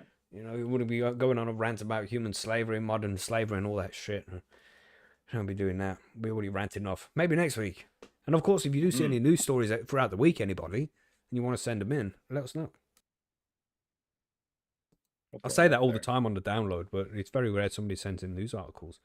Like, come on, man. Get involved, everybody. Get involved. I'm just going to go grab a fresh coffee stout. I will be back in just a couple of minutes. Keep an eye on Billy, will you? All right, back in a sec. Is he still here? He might be just chilling. Yeah, I'm still here. I'm still Okay, here. okay. I've got my Dr. Pepper. Not a Nice. sponsor or nothing, but Listen, I also have a Dr. Pepper because Do it's you? the best, my sir. it is. It is, isn't it? I don't 23 have them very beautiful often. flavors Really? combined into one beautiful soda. Really? Established in 1885. Okay. What? Wow. Yeah. So what Yeah, was Dr. their Pepper's original been around ingredient? forever. A million things. I don't know. Well, I mean, like Coca-Cola, we all know it was Coke, but like Yeah. did Dr. Pepper start out with such fun beginnings? I don't think so. Yeah. I don't think so. There is a story. I have heard it. Do you think I remember it? No. Of course No. not. No, I don't. But I do love Dr. Pepper, and I have a shirt because I love Dr. Pepper. You have a You Dr. like it Pepper that shirt. much? Yeah, I do love it that much. I'm on the fence with the Dr. Pepper. Listen. I live in America, okay? And America? all of our shit is tainted, apparently, according to all the other countries in the world. Right. And there are two sodas that I genuinely love the most. One is Dr. Pepper. And what's the other The one? second is High C Orange from Oh, McDonald's, bro. really? And I will take that soda over anything else you give me. I could fuck with an orange soda.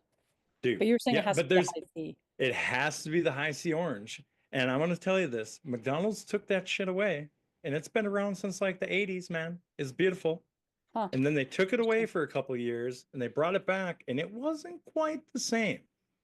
Are you a fan of root beer at all? I Root beer. do like root beer also. Ooh. I'm a root beer fan. Like beer's I don't filth. drink a lot of pop, but I'll drink root beer, and I like cream soda too. I am back. root beer is good always because you can put ice cream in it, and it becomes an amazing thing. Which that we changes all it love. to something completely different, but I Mhm. support that too. I like cream cream soda's soda good with shit. ice Yeah, cream. cream soda. Yeah, cream soda's I like good. cream Have soda. you have you ever made a Coke float? No. No. That's amazingly also pretty dang good. Yeah, I have actually. They are quite good, but it's got to be with vanilla though. You got to Yeah. use vanilla. Oh yeah. Well, no, okay, now here's another thing. Vanilla. I only vanilla like goes great with Coke. vanilla.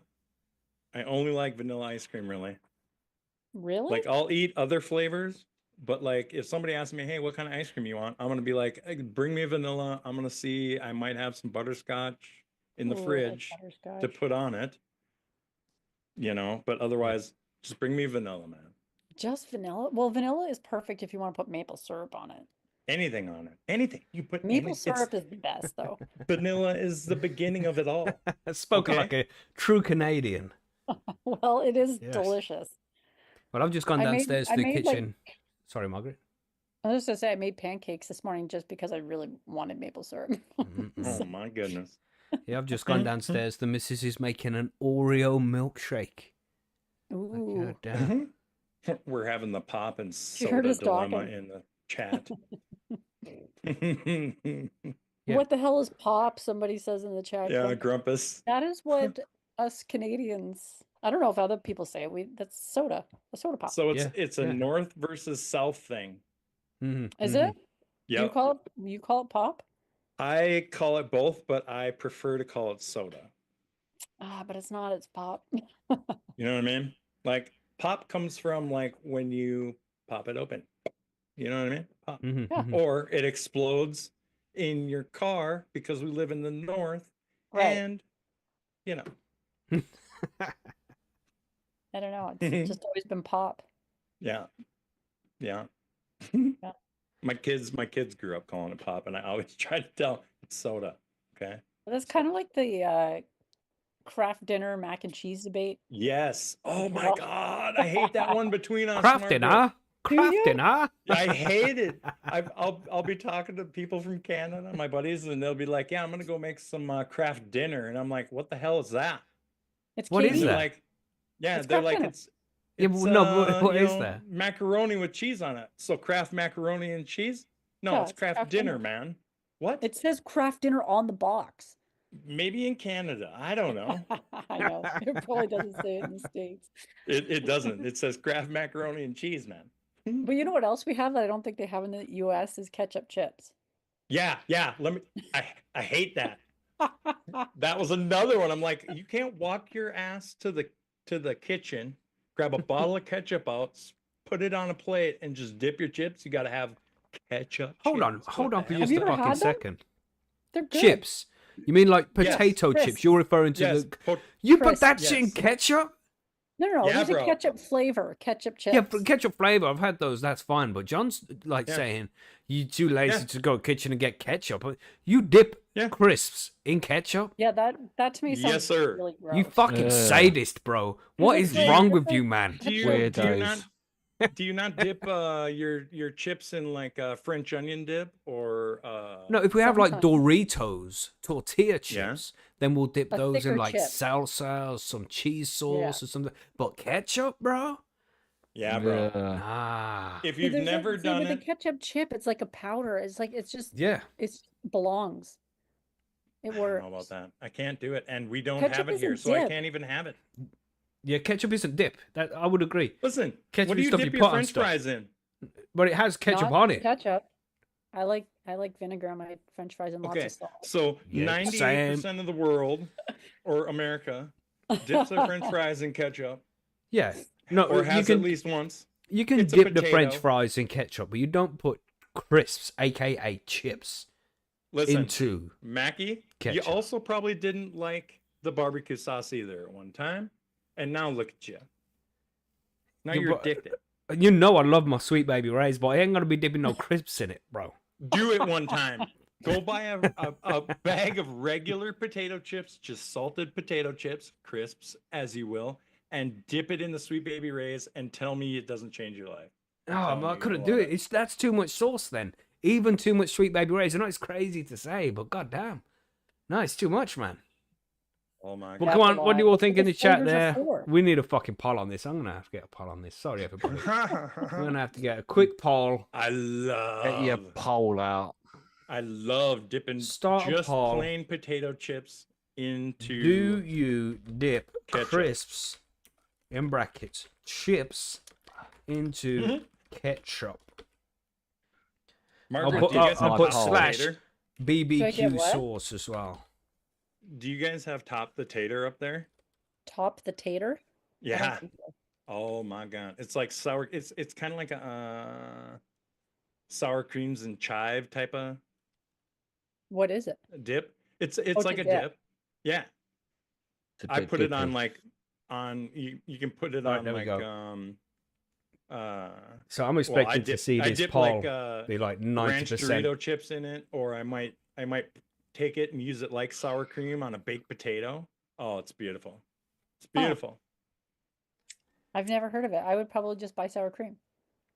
Yeah. Well, this also has flavor to it. Get your Okay. votes in, everybody. Get your votes. Listen, all you Yeah, people but- in there are racist. Everything Oh, has you flavour people. to it. Who are you calling you people?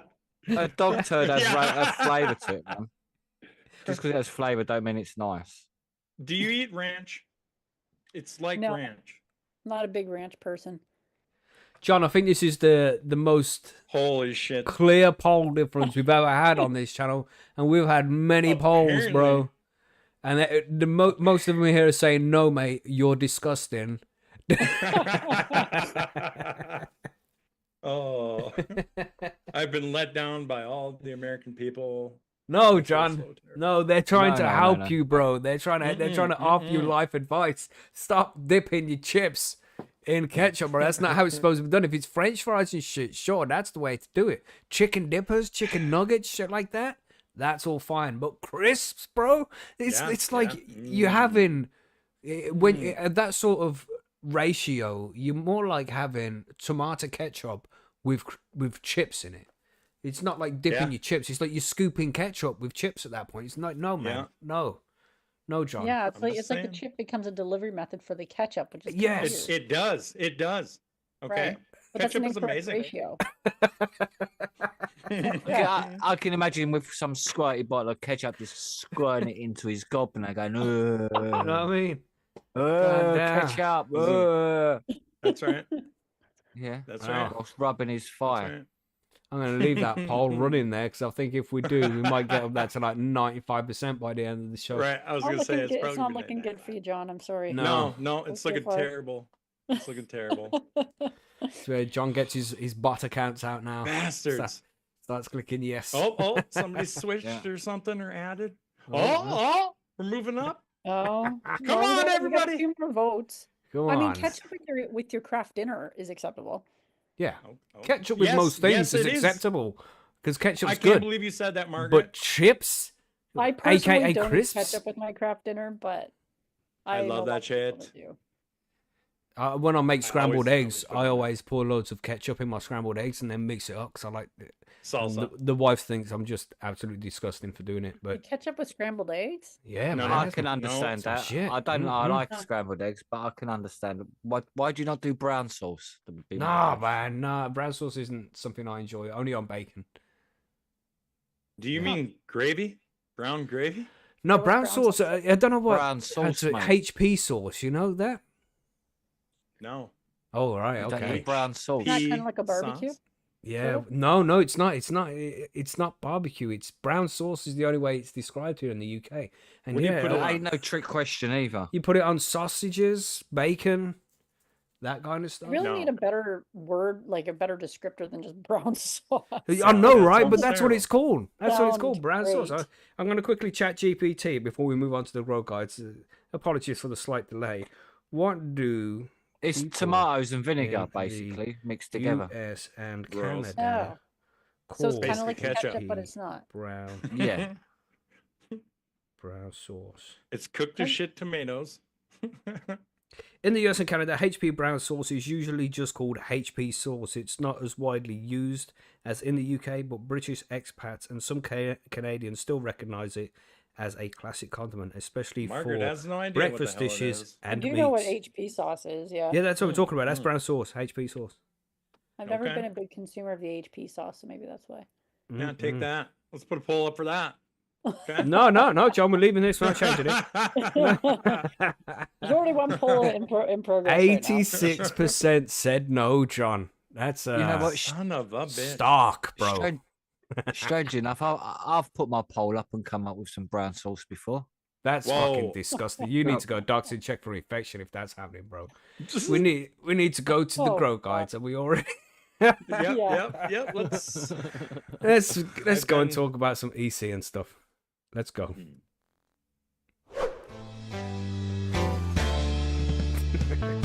This has got awkwardly silent. Well, I thought you played music or something? Yeah. Oh, Yeah. really? I wanted to be Yeah, there's quiet. music playing. There's music playing. Yeah, the It's transition. like an intro, so I thought we Yeah. were The The supposed to transition, play. yeah. I was There's no thinking I awkward know as much silence. about EC as I do about brown sauce, so let's do Right. this. Let's do get this after now. it. Right, so for episode 33, we're just going to get into a little bit more detail about some things. And one of the things we haven't covered in much detail, but is still reasonably important, especially for people who grow in hydroponics, is how EC and pH works for cannabis plants. So that's what we're covering this week. And we're going to cover it in as much detail as we think is necessary. We don't want to go too far into this shit and do some university course on it, because that's not how we roll. We like cut to out a keep little things bit. light, simple. What was that, John? So you cut out a little bit there. Yeah, you just Yeah, I cut think out so. for a second. It happened kinda that last time around the same time, but Zoom saves it, so it's Huh. Oh. yeah. I Strange. don't know what happens. Yeah, weird. And I lost Strange. 73 frames, so that's like 2 seconds maybe of loss on the stream there. I don't know. Okay. That happened last week as well, around the same time. Mhm. Interesting. But anyway, let's say something so I can edit all that out and it matches back to what it was. Yeah. Yeah, so EC is the mission today. Do any of you guys measure EC? I know, Billy, you don't, do you? Because you're in living soil, so it's not so much of an Living issue for you. soil. Exactly. But do you pH Oh, or water, Jesus. really? No, mate. None of it's that either. just straight from. I try to leave it stand for 24 hours if I can beforehand, but So that's that the about as chloroform much as I do. evaporate and all that shit, yeah? Yeah, give it a bit of a stir, whack some worm shit in it or something. But yeah, no EC. I have done before though, obviously, Mhm. but no, I don't at the minute. What about you, John? You're in cocoa, ain't you? So you do EC and pH. Yep. No EC. Right. PPM, TDS meter, baby. Oh yeah, right. And we're going to discuss that as well during this. Everybody is EC, TDS, PPM. We're going to discuss all those and explain which one is best and why EC is the best. I'm What you gonna say? learn. Obviously, nobody likes like ketchup, that. so I must have to Yeah. switch to EC too. Oh, John's Yeah, burned yeah. by that, isn't he? He's upset. Yeah. Feeling a little salty. It's true. Yeah, Oh yeah, bring up salt. Why don't we? yeah. Yeah. That is it. Just rubbing a little salt in the wound there, John. Yeah, It's yeah. That's right. Yeah, That's yeah. right. You right. What are you saying, Margaret? Do you check EC and pH with your grow? I checked the pH of the water, Mhm. but not anything else. Yeah, with me, I don't check the EC every time I water my plants in cocoa, but I check the pH every time. I want to make sure that the pH is correct. But the EC is just something that I would more check if I'm having issues with the grow, or trying to figure out if it's being underfed or overfed or not.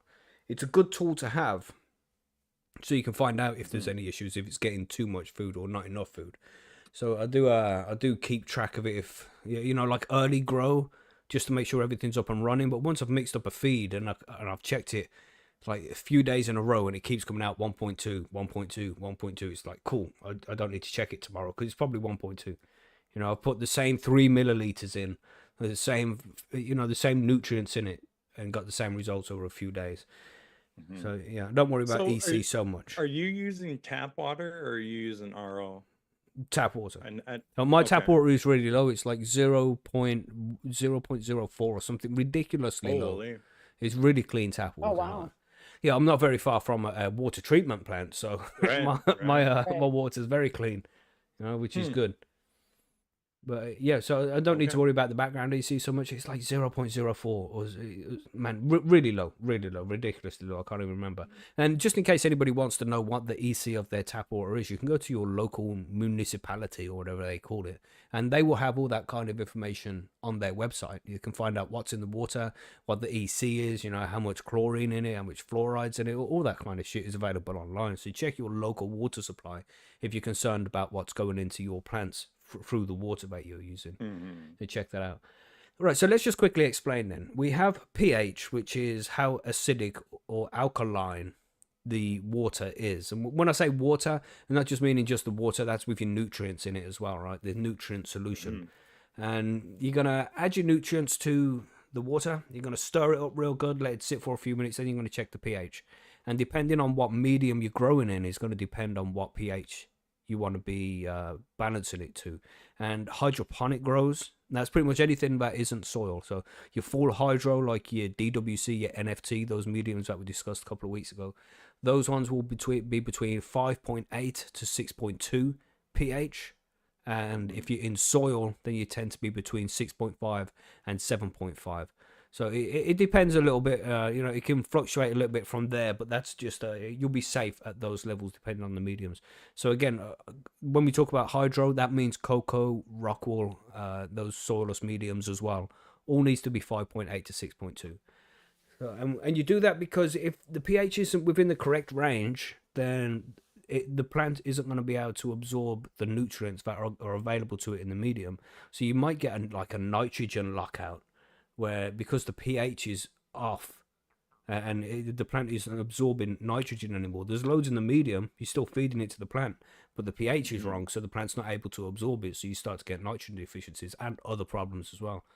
And you can see charts out there online. You just do a Google search for pH chart cannabis and you'll see they've got like little lines that will show how much of a particular nutrient is being absorbed at certain pH levels. And you'll see the best places for hydroponic grows where it's going to absorb the most of the nutrients in the medium is around 5.8 to 6.2. And once it starts to go outside of that range, it starts to leave things out. So that's why you keep it between those levels. And it's same with soil. You'll see in the pH chart that when it's between 6.5 and 7.5, then it will lock out. That will be fine there. But then once it gets outside of those, it'll start locking out different nutrients. So just to keep it balanced, make sure that it can get access to everything that's available in the medium. You keep it in between those pHs. So it's a pretty simple thing to do, And there's different ways to check it. We'll quickly cover that before we go on to EC, because EC is the big part of this. And pH is reasonably easy to cover. So, that's the levels you want to keep it out, and that's why. But how do you test your pH levels? Billy, you say you don't check it. Do you have a pH meter at all? No, not anymore. No, yeah, because you just checked it over and over again and it was always fine, so you don't use it, yeah? Yes, I don't use it no more, yeah. What about you, John? What kind of pH meter are you using? I can't remember the name of it right offhand. I want to get one of those. Is it Blue? What is Blue that Lab. name? Blue Lab, Blue yeah. I Lab. want to get a Yeah, Blue that's what Lab I've pen got. next. Yeah. Yeah. But they're spendy, man. Yeah, but they're reliable and good. I have two of them, Yeah. and they've lasted for so long. You keep them in good condition, and yeah, they're reliable and accurate. You get peace of mind with those, Wet. Yeah, keep them wet. Yeah, but you get some stuff when you get your pH meter from Apera. Blue Labs. Thank you, Apera's Karen another one Grasses. as well. That's what I have. Yeah. Cool. That's still a good brand, right? That's one of the top ones. Yeah, it's a good one. Yeah. Mhm. Mine's got a replaceable tip on it too. So Sweet. And that's it when it comes to pH meters. I mean, you can get them cheap, but the cheap ones tend to be less reliable. I've heard stories where people have got cheap ones and it has been fine. But I don't know, it's just for peace of mind, you want to go with some kind of reputable company. And the best three I know of is Blue Lab being the top. For home growers, if you want to get the good shit, go for Blue Lab. It's going to cost like £80 or something, $80 for a good pH meter from Blue Lab.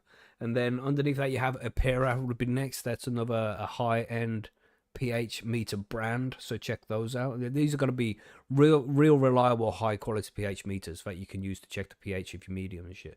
Well, of the nutrient solution anyway. And then there's Essentials as well, which is a reasonably cheap one. I mean, I say that, but they're like 50 quid, 50, 60 quid, depending on where you go to get them. But they are also very reliable. And then underneath, you can get them for like 20 quid in places, $20.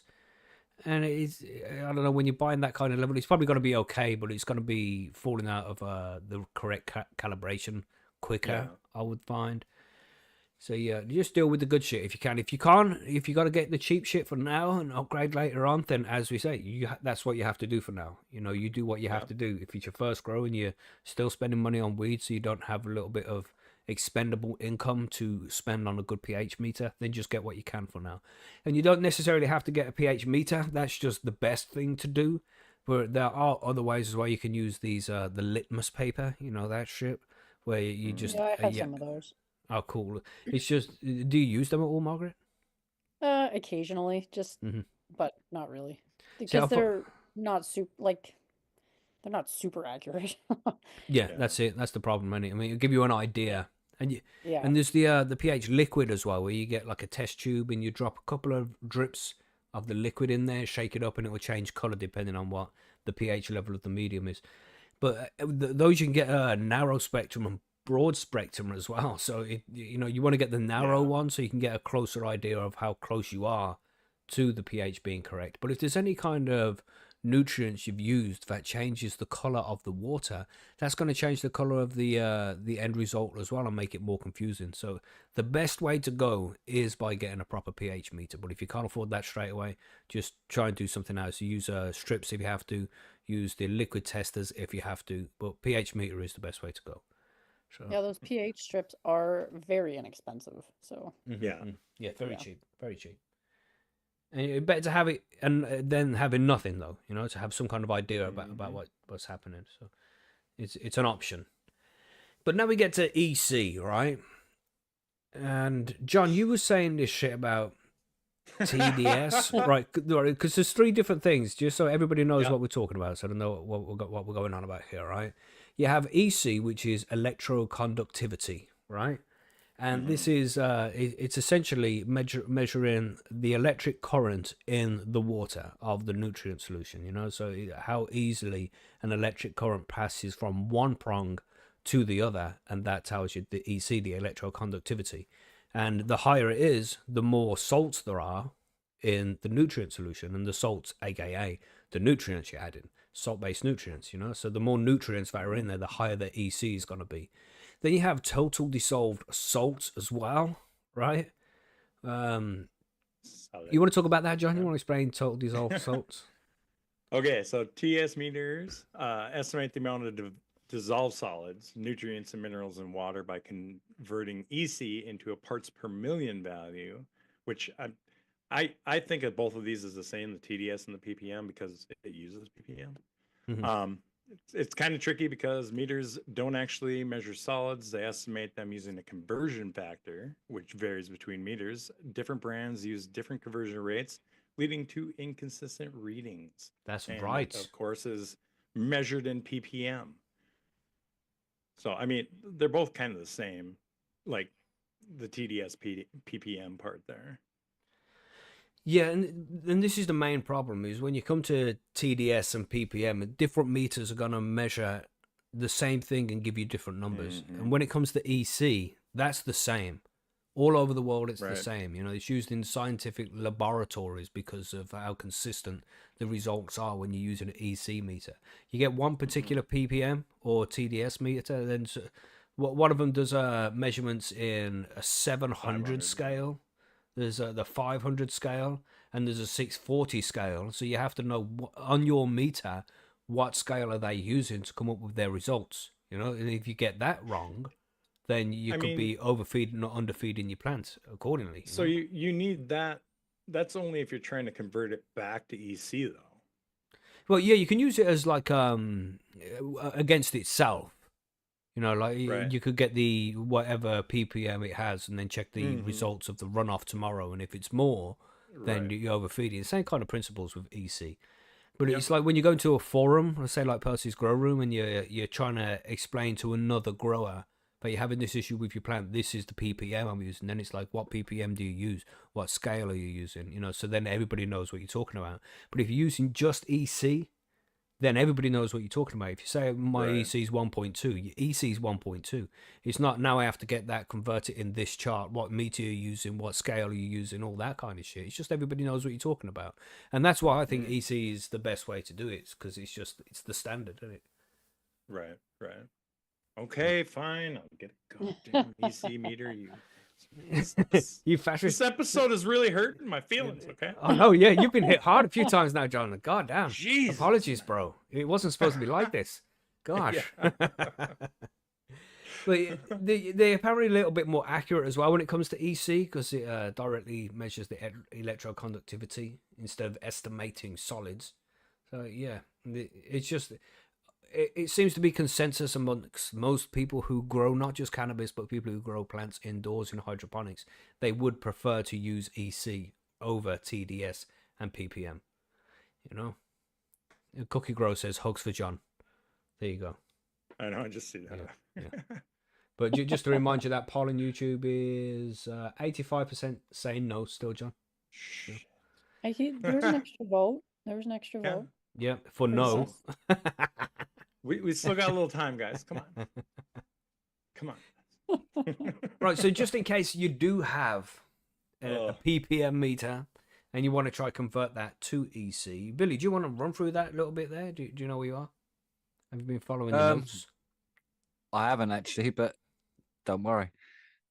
So, what's the ideal EC range? No, how to convert between EC and ppm if needed. Where is that on the notes then? Oh yeah, Down, There you down, go. buddy. So if you only have a ppm meter, this is how you convert it. So a 500 scale, it's the EC ms/cm times 500 ppm. The 700 scale, you do the exactly same, but you do it with the 700 ppm. And to get the EC from the ppm, it's the ppm divided by 500 or 700 equals the EC. I know that sounds confusing, so that's why I would look that up on the fucking internet. Because Just why are actually you doing chat it? GPT. You know what I'm saying? Yeah. Chat Agreed. GPT. Or Yeah. come to Percy's and ask someone. That's right. Yeah. So And to we'll be use honest, I chat think- GPT. yeah, I think the best thing it is just to consult and take notes and write it all down. So you and keep reading your notes, and then after a while you get to know.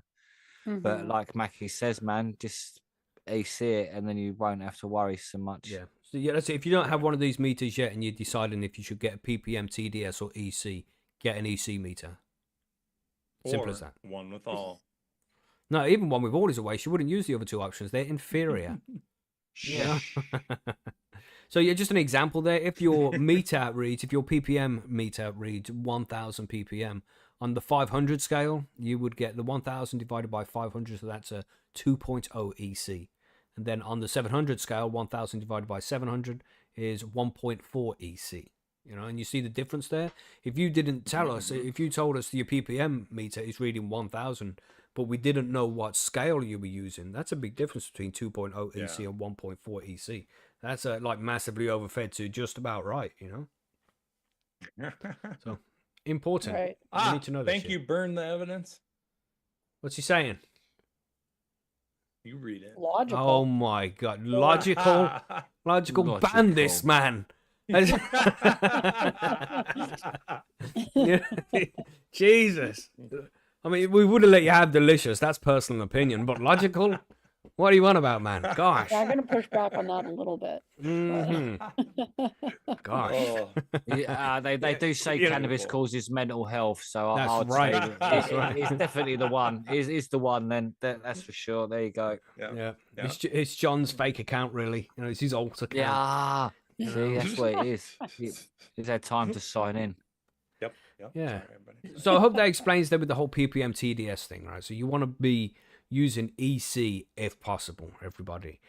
Right. Mhm. Now, you're going to be using a different EC, a different amount of nutrients in your water to at different stages of growth. You're going to bring it up slowly depending on what stage of growth you're at. You don't want to be putting seedlings in mediums that have a high EC of like 2.0. That's got to be a lot for a seedling to be dealing with. So you're going to start off light and bring it up. So seedlings would tend to be between 0.4 and 0.6 EC. It will depend, it does differ from what nutrients you're using and things like that. This is just a guideline. By veg, you should be looking at 1.0 to 1.6. And I would say even 1.6 is a little bit heavy for the whole grow. I mean, when I do mine, it's rare for me to go over 1.6 for the whole grow. But I use can nutrients and I feed really light. I don't ever feed too much. I like to keep the EC light. So, but you can do more than that. It depends on what nutrients you're using. Again, in the flowering stage, you're looking at 1.6 to 2.2, and 2.2 is a very high EC. I think, if you're using nutrients like advanced nutrients, they can be a little bit more salty than some other brands. So that would be coming up at a higher EC like 2.2, but that's still very high in the flowering stage. And obviously, when you're flushing, you want to get it down to as low as possible. So anything 0.4 and below, it depends on what your background EC is with your tap water. Yeah. Mm-hmm. I mean, sometimes it depends on your plants too, right? Like if your plant is really, really eating nitrogen, you might have to up it a little bit. And that's it. Yeah. There's so many things that need to be taken in consideration, So, Yeah. So what you're going to do here, everybody, let's just say we'll talk about vegetative stage, right? Let's say you've got 10 liters of water and you're adding into this 10 liters of water, you're putting in 15 milliliters of A, 15 milliliters of B, 5 milliliter CalMag, all right? And then you're going to stir that up real good. You're going to pH it to make sure that it's between the levels you want it to be at. Let's say it's hydro, so we're looking at 5.8. I'm going to bring it down to 5.8. Then you're going to check the EC because everything's gone into it now. You want to know what is exactly into it. And that should bring you up to an EC of around 1.2, I would guess. I say that would be about right for what I mix up. So 1.2 EC. Now what you're going to do is you're going to feed your plants. And if it's in cocoa, if it's in hydro, it doesn't really matter. You're going to feed it and you're going to give it this 1.2 EC food. And you do that for a couple of days so the medium itself can get used to it, and then you're going to check after a couple of days the runoff or the reservoir of the nutrient solution, after it's been used a few times, and you're going to see if it's gone above or below that 1.2. Because if it's staying around the 1.2 or just has a little bit over, like say 1.3, that would be just about right. And that means the plant's very happy and it's using as much as you're giving it. There's a nice balance going on in the root zone. You're not overfeeding it, you're not underfeeding it. But if you find that the EC of the runoff or the reservoir is much lower, say it's gone from 1.2, which you've been giving it 1.2 for a few days, but now you're testing it, it's coming out at 0.8. That means that the plant's eating far more than you're giving it. So you need to up that initial EC to, let's say, 1.4. Just go in gradual stages. You don't want to just be like, oh, fuck it, here's 1.8 then, because that might be too much at that point, and you can get nutrient burn if you're pushing too much into it like that. Yeah. So just gradual changes of 0.2 EC. Just a little bit at a time, half a milliliter. Just do the test with the EC meter as you're mixing up the nutrient solution. It's really easy to do. And then at some point, it should balance out. And the opposite way as well. If you're giving it this 1.2 EC and you check it after a couple of days, and now the EC is at like 1.8, 2.0, and risen a lot, that means that you're giving it too much. So you need to reduce that initial EC by a couple of EC. So you're giving it 1.0 instead of 1.2.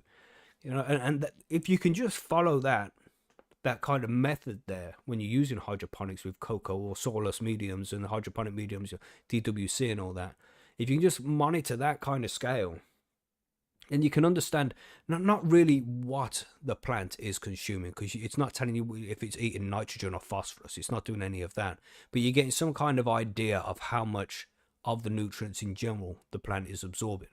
You know, so if you can keep those ECs in balance like that, and then you can keep the pH balanced as well, so the plant's got access to all of the nutrients you're providing with it, they should say reasonably healthy throughout the whole lot of the grow. And, you know, it won't ever be too overfed and it won't ever be too hungry, and all the nutrients are available to it. So the plant should stay happy and healthy.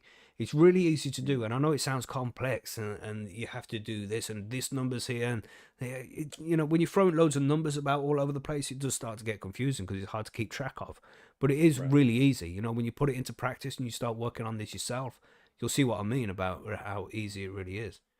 You know, what do you think It here, sounds like Margaret? a lot, but you get into Yeah. a routine, right? Mm-hmm. Yeah. Do you have questions at this point? Do you anything that you're confused about so far? Oh yeah, like everything, but that's okay. Right. Still. Well, it's much easier when you're hands on, isn't it? When you Yeah. when you Yeah. have the bucket in front of you and you checking this stuff yourself, then Yeah. it's really easy to do. You know, Yeah. you get used to absolutely. it, and after you've done it a few days in a row, you're like, oh yeah, I'll get this. I understand what's Yeah. going on now. You know, but the thing is as well, once you get your shit balanced out, say when you're going through the flowering stage and the plant's just eating shitloads, you know, it's got loads of PK being put into it and shit, you're looking at a higher EC there, 1.5, 1.6. And after a week of keeping it at that kind of level, then it's pretty much going to stay the same and just be plain sailing for 4, 5 weeks, maybe 6 weeks throughout the flowering stage. You're just feeding it the same shit at the same levels constantly, so you don't have to do anything. You don't really have to check EC or pH at that point. You know, once you know how many drips of pH down you have to put into the solution to get it down to 5.8 or 6.2, you know, then you get used to it and you don't have to check it every day. I have a good EC meter, barely use it. There's really not much point in me using it because I've used it so many times before. Like I said, when I told you put this much in, it gave you about 1.2 EC because I know the nutrients are used. I know how many of which nutrient I need to add to get it to this amount. You know, it's you know, So practice. I got a question for you on the EC. Have you ever noticed, since you use the same stuff over and over and over, have you ever seen like your nutrient change, like your nutrients change? Like say you get a new lot of Right. of part A or whatever, Mm-hmm. and then you put it in as normal and you go check it and you're like, well, that seems a bit off. Yeah, I've never noticed that. But you know, Yeah, I use Canon pretty Newts, consistent. yeah, which are a pretty big company, pretty consistent. Yep. So yeah, that seems they've always seemed to do a decent job of it. I noticed in between brands, if you're using one brand versus another, you know, because I used to use advanced nutrients, and as I said, that's saltier than most other nutrients, but you know, it's got more in it, so you'd be given a higher EC, and the plant would be just fed the same. Pretty much because of the pH perfect technology and shit in it, and the other stuff they add, you know, it adds a little bit of saltiness, only by a few EC points. It's not like it's massive, but it's still there, you know. And it's one of the reasons why I started to use Canna in the first place. I wanted something which was a little less salty and which gave the plants exactly what it needed, and there was no extras.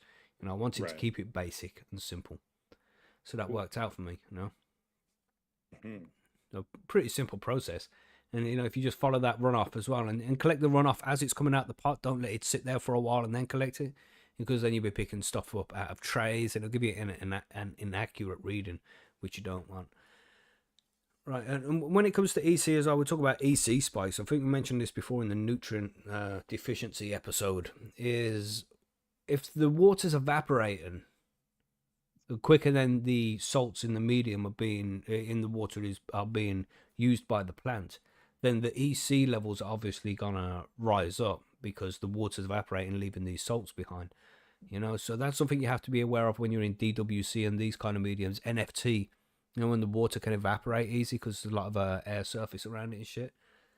So the water can evaporate and the salts can get left behind, which can raise the EC pretty quickly.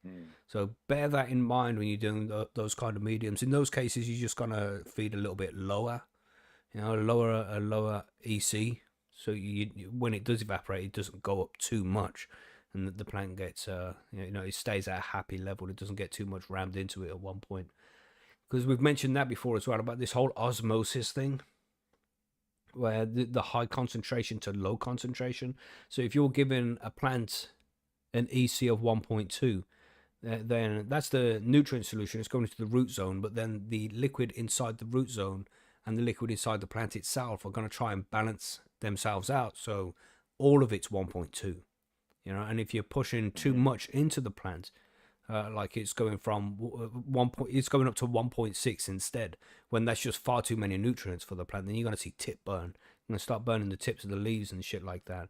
And that doesn't mean necessarily that it's just being overfed. It could be underfed as well. There's lots of different things that cause it, but that's one of those things. It's just trying to find this balance, this entropy.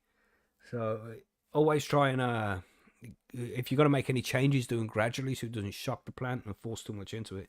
But essentially, you just got to try and make sure that them levels stay level. What's in the medium versus what's in the plant. So if you put too much in or take too much out, then it's going to adjust what the levels are inside the plant as well. And that's what we do when we're flushing. That's it. I think we mentioned it in the flushing episode. The whole entropy kind of thing, high concentration to low concentration inside the plant. Something you can measure. That's another thing about EC as well, is you can measure when you're flushing when all the shit is out of the nutrient solution. When it's coming out the same as the background EC, that's when you know that the medium's clean at that point. But what goes on when it comes to organics, Billy? Do you know about this? Because you can't measure EC when it comes to organics because they're not salts, are they? They're natural ingredients or something. Do you know anything about that? Not really, but as far as I understand with it is that there's no such thing because the plant decides what it's going to eat when it's going to eat it, and it's more of is the medium wet, dry, and if there are enough microbes in it, really that's the EC. If you know what I mean, that's what you worry about on that side of things. So yeah, it's just a case of making sure it's the right temperature soil. If you know what I mean. That's what all you can do. It's quite odd, really. Yeah, that's why I love living soil, because it's not too much work. Yeah, it's simple. Yeah, well, simple as long as everything's going okay. Yeah, but then even if it's not going okay, you can still do things with it. So it just takes longer to fix, and this is one of the benefits of hydroponics and being able to monitor EC, isn't it? Yeah, so it's going to take an extra couple of days or a week. It's like you've got 3 months in your cycle, and if it's going wrong at the end, it don't matter because it's the end, and there's nothing you can do.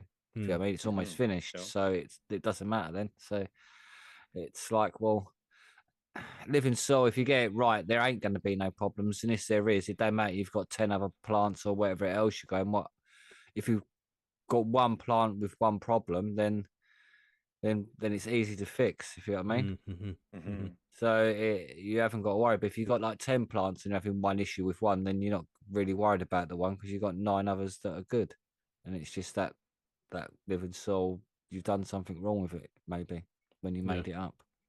And so and that's it. Yeah, it's simple. I think that the problem with the EC and all of that is when you first start is, say if you got 10, you're going to be using 10 litres of water, you want a 20 litre bucket. So if you make any mistakes, then you can add water, and you got the space to add water to re-dilute your feed, if you, I mean, to start again if you need to, if you've gone, so that's where where the skills lie, is getting the right equipment and filling it up with the right amount of water first of all before you start making and doing your readings, if you know what I mean. Because if you make any mistakes, you can just then add a litre of fucking water and dilute it a bit, and then you're like, okay, now it's set the pH and all of that down again. Yeah, I just want to mention there as well with pH, right? This is the problem I've had loads of times, and it pisses me off. Like, I'd get the bucket, I'd take it in the bathroom, I'd put 16 litres in it or something, because I've got a 25 litre bucket, mixing up 4 litres for each plant. And then I'll mix in like I usually do, it'd be 1.5 ml per litre of this, and blah, blah, blah, mix all this shit, and then I'll come to pH in. And I know usually it's like 23 drops to get this correct. Drip, drip, drip, drip, drip, drip, drip, drip, drip, drip, drip. How many was that? Fuck. Fuck, yeah. Was that 18 or was that 19? So you check, or was the it only pH 14? Yeah. Because this pH up and down, most of the time is really strong shit. So what I found was good is to get like 900 milliliters of water and add 100 milliliters of pH up and down. And you're mainly going to be using pH down, all right? That's the one you're going to be using mostly. and shake it up so it's all good, and then because it's diluted 10 to 1 like that, it's just so easy to use. You don't have to worry about it. Instead of doing drip, you'd be like, oh, this needs 2.5 get a syringe. milliliter. Yeah, and put that in there, give it a stir, and then that'll be fine. You don't worry about dripping and things like that. It just makes things much easier, because the amount of times where I've dripped too much, especially when I'm in between going from veg nutrients, and now I've changed to PK, because PK changes shit all by itself. With the A and B, it takes like 2 drops, even if necessary, because using the correct amount of A and B usually brings my tap water to 5.8 anyway. But then when I start adding PK, all bets are off, man. It goes completely different. Fucking, it can be more alkaline than it's supposed to be at this point. So you got to use so much more of the pH down. So sometimes I've used so much and then checked, and it's like 5.2, and you can't put pH up in with pH down. They react chemically in the water and shit, can really fuck shit up. So you pretty much just have to start again. The amount of times I've just had to, because I'll have my bucket in the bathtub, and then if I fucking get pissed off because it's gone over, I'm like, shit, fuck, and then I just tip the fucking bucket over and let it all pour out. Then I have to get 16 liters and start all over again, man. Gosh. Yeah. Living soil. Pain in the ass. Living soil. Yeah, but I still. put my pH meter right in the bucket I'm mixing in. Nice. Yeah, but then you still got to stir. You got to keep things stirring. Oh, yeah. Because that happens as well. Sometimes it drip, I'm drip, there drip, anyway. drip, drip, and it'd be like 4.5. Like, stir, give it a good stir, and then it'd be like 6.2. You're like, okay, that's cool. I'm happy with 6.2. You know what I mean? Green Grocer says, up and down react. I've been using them together. Yeah, don't use them together, bro. They react with each other in the medium. It's not cool. Can't it cause heavy metals in your plant and stuff like that? Well, I have before, and I reckon don't try this at home, everybody. All right, really don't, because I don't even know why I fucking tried it in the first place. But I noticed that when you add up and down together, it produces a lot of heat. Like, and if you add too much together, because I'm just trying to explain to him why you shouldn't add them together. Produce a lot of heat. There's some dodgy chemical reactions that go on there that you shouldn't be doing. So it's best to just remix the shit, mate. Just as I said, if you're having trouble getting the levels right, then dilute it a little bit so it's a little bit easier. So you can do milliliters instead of drips, and then that makes it less likely that you're gonna go too far. But you shouldn't be using both in the same medium. I don't anyway. I don't know what the science is behind it, but it's. What do you think, John? Do you do the same thing as me? You don't use both, right? No, I don't use both. I'll dump a whole 4 gallons of water if I screw it up. Yeah. You don't want to put them both in the same medium. No. What about you, Margaret? Is that what do you remember doing that back in your DWC days? No, honestly, I don't. I've eaten a lot of edibles since then. It really does depend too what you put in, what you're running. Like you said, the PK really changes it. Silica is another one that changes it quite a bit too. Yeah, man. But EC is a great way to just monitor how many salts are available to the plants. If it's taking too many or not enough, if it's underfed or overfed. Real good to use when you're if you have issues, you need to diagnose what the issues are. Then knowing what the EC of the nutrient solution in the medium will help a lot with that kind of thing. So it's good to have on hand just in case you need it. And of course, pH, you might be doing good. There's people out there as well, and this is a controversial one when it comes to growing cannabis, is some people will be like, oh, if you're growing in soil, you don't even need to check the pH. And I think that's crazy talk, man. It's like, there's some soils are really good. They got dolomite liming, so you'll water with whatever pH, and it kind of fixes it, balances out. It's a little bit of a buffer, but that's only going to work to a certain extent, And acid rain is real. I remember being at school in the 80s and shit, dating myself a little bit there. We're all gonna die. Yeah, so acid rain's gonna kill us all. He was afraid to go outside. Yeah, Yeah, remember the that remember the was, ozone layer, remember? Margaret had to stop Remember? using hairspray. That's right. Did I? What, did Oh, you the stop? aerosol. Or as- No, we want I to had see a some lot of pictures friends. of Margaret's 80s hairdos now. It would be disappointing. I did not have the 5-foot bangs or whatever that a lot of Oh my my friends God. had. That's what you need the hairspray for. Yeah, Aquaman, Funny. baby. Yeah. Hmm. Yeah, I never did that. Yeah. So, you know, they say all this that you don't need to check pH in the soil. Why not check it? What if your water's coming out the tap at 8.5? Like somebody in the chat here said that their pH of their tap water was coming out at 8.5. It might be balancing out for the first week or two, but that dolomite lime can only do that for a certain amount of time. And then your plant's Right. going to be in a medium that's too acidic and it won't be able to get the nutrients it needs. You know? So acid rain is real, man. Check your pH of your water. You don't need to do it every time. Just make sure it's within range, you know? Use a couple of drops of pH up and down. Up or down, not and down. All right. So on that note of the soil, I have a question. Right. So we're checking the pH of soil or of your soil. So are you pHing the water you're putting in, or are you Yeah. actually using like one of those pH probes to find out? Because you're not doing runoff, right? Mm-hmm. So you have no That's idea what it Yeah, is. So you're are more you like, running you 2 just pH meters? no, you just test in the water before you're feeding it, and then over time the soil should adjust to be around that pH of the water that constantly goes in there. You can use them All right. prongs as well. You can add shit to you. I don't know how accurate they are though. I've never really used them to. You have anything like that, Billy? Them prongs that go into the soil to test the pH? Yeah, I've got some prongs, but I don't really use them anymore. But They yeah, accurate? Do you work know? Okay. Right. Okay.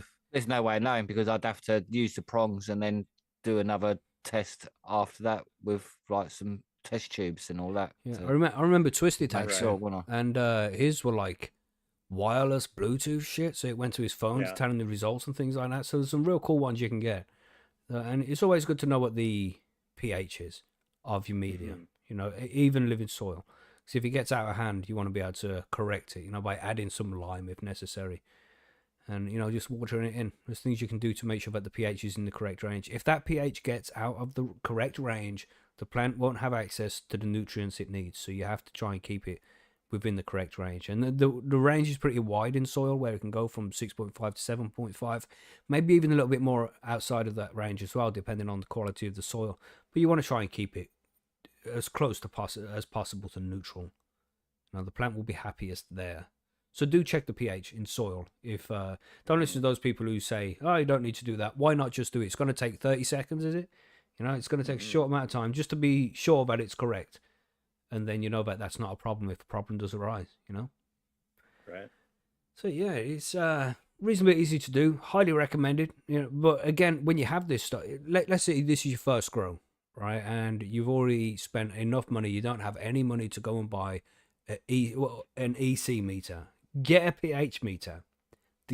Make sure you have a pH meter. If you're growing in hydro, you know, EC, you can kind of work around it. You can wing it. It's not good to, but out of the two, out of EC meter and a pH meter is more important. Make sure you have that. That's even for soil growers as well.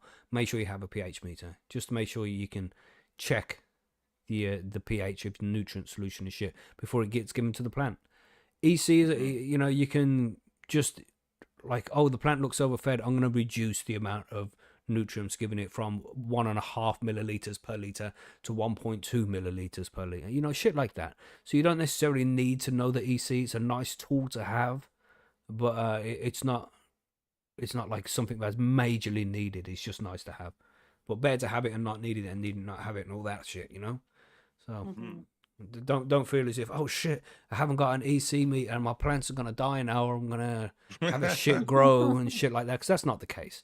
You know, your plants can probably do just fine without it, but it's just good to have it just to know what's going on in that medium. So I hope all this makes sense to you. You know, I hope this like breaks down how EC and pH works, and you know, TDS and all of that shit as well. You know, I hope it makes some sense. But of course, if anybody has any questions about any of this, you can find us over on Percy'sGrowroom.com. There's guides over there specifically about how EC works, how to measure and test EC to make sure your plant's eating properly. Them charts are said about what pH levels and what nutrients can be absorbed at what pHs. That's over on Percy's Grow Room as well. So all of this information is over on Percy's. So if you have any questions at all, or if you just want to go read a guide and check it out for yourself, then do head over to Percy's and find out. Drop a thread in the forum and we can either tell you ourselves what's going on or refer you to these posts if you need to know more. Don't be shy. Ask questions. There is no stupid question, only the one you don't ask. Indeed. That's right. I mean, anything else to add here when it comes to pH and EC? Anything? I don't think so. Thanks, not from me. Just make sure your stuff's calibrated. Yeah, that's another thing. Yeah, That's a good point. make sure keep them in good condition. Make sure they're calibrated, and it is sometimes good to have two so you can test them against each other. But that's not absolutely necessary either. That's just if you're buying some cheap ones, then get a couple of cheap ones so you can test them against each other and know if they're saying the same thing or not. No dumb questions, but plenty of stupid answers. Indeed, indeed. I bet I have two of the old the $12 pH meters, and then I have my good one, and I have my old one of my good one. Yeah. And I probably have 3 TDS ppm meters here, just so I can randomly check. Mm-hmm. Yeah, man. That's about it then. Should we move on? We got a few listener mail questions here that we should get to. Should we do those? Yeah. I think so. Man. Let's do it. What do I press? I don't press anything, do I? No, we're just going through it. Okay. Right. So from Adam Bomb here. This one, let's read the question. I grow in a 45-gallon soil bed. Jesus. 200 liters. Yeah, that's a good size there, Adam. Nice. And I'm ready to flip the plant into flower. That means I would take my plant out of the veg tent and transplant it into the soil bed, which is under 1212 right now because I have a plant finishing up. I've heard wait a week before flipping after transplant, but I don't want to. That's the spirit. Your fucking plant, mate. You do what you want, bro. Can I take a vegging plant and flip it into flower after transplant the same day? Have any of the panel members ever done this? So I assume what's going on here with Adam is he's got his big 45-gallon soil bed, which the plant is in flower, right? But then he's got a smaller one where he's got vegging plants that get taken from there to be put into the big soil bed, the 45-gallon soil bed. And there's already a plant in there that is flowering. So he needs to take the vegging plant and put it into the flowering plant room. That seems to make sense of what's going on here, right? Yeah. Yeah. I've done it, and it's you can. It's fine. Well, what would you recommend, Billy? I recommend he does it because he wants to, and it doesn't make too much difference. Okay. I think people worry about the shock, right? Yeah. Like it's gonna shock the plant, Yeah. Also, it's more you want to establish a little bit more root growth. So yeah, if you know what I mean. So it's the roots can spread out into the new medium, which is more than anything. So it takes advantage of the food in it. Yeah. If you know what I mean. So that's that's what would concern me the most. Is he taking this from a pot, or is he digging it up out of another bed? Because the more you disturb that root zone, the more problems there's going to be. Right. If you're not going to disturb the root zone at all, if you're just taking it out of a pot and then planting it into a hole in a living soil bed, it's going to be minimal disturbance to the roots. So you don't need to worry about it too much. But if you're going to have to break up a root ball and cause all this extra stress to a plant, and you want to give it a little bit of time to recover, especially if you're digging it out of another raised bed or something like that, that's going to cause a lot of damage to the root zone. It's going to shock the plant, and then you should at least give it a few days. But in this situation, you don't really have much of a choice, really, do you? You just fucking. I mean, that's my other question would be like, well, I mean, you have to do it that way either way. You're transplanting it regardless. And add some mycorrhizal fungi in there. Yeah. I mean, unless the plant room is empty. And you can then adjust it, maybe drop from 18.6 down to 12.12. But I mean, yeah, no, I just whack it straight in and wouldn't worry about it. Don't even think twice. Yeah. I would 'Cause, say I mean, it'd be otherwise you're transplanting up to a bigger pot or something, and then you're having to then take it and transplant it anyway. Yeah. What do you think, Margaret? You haven't said much about this. Do you have an opinion on this one? No strong opinions. I mean, maybe I'm kind of leaning towards what Billy said. Just do it because Yeah. that's what you want to do. Yeah. That's I think it'll be exactly all it. right as well. But as I said, I think it depends on how much the root zone is going to get shocked in that whole transplanting process. If it's just going to be minimal, then yeah, just roll with it, mate. Just get it done. You know. And then you said you got one in flower. You haven't said how long that's left. Is that fucking 3 weeks, 4 weeks, or is it just a week or two away? Can you wait? Finishing You know? up, he says. Yeah, how long's finishing up? A couple of weeks away? Yeah. Fucking put the light on 18.6, bro. Put the light on 18.6 and get Yeah, you can do that too. You know what I mean? Ain't gonna hurt it. Yeah, if it's just a couple of weeks away, they give that plant a little bit of extra light at the end there. Sometimes they like that.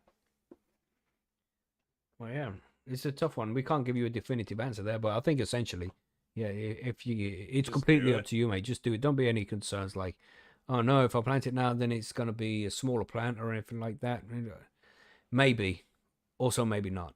You know, just do it. Just do what you think is right, mate. It's your grow. Do you think? Yeah. You do well anyway. Okay, so Leaf, new guy over at the forum. Thanks for posting, Leaf. This is a little bit of a confusing one. I don't know how to answer this one. My question is: does anyone have any experience with sodium thiosulfate salts to neutralize chlorinates and pH? I got a bag for my next run. It's usually used in aquariums or pool treatments. It's safe and very cheap. Right.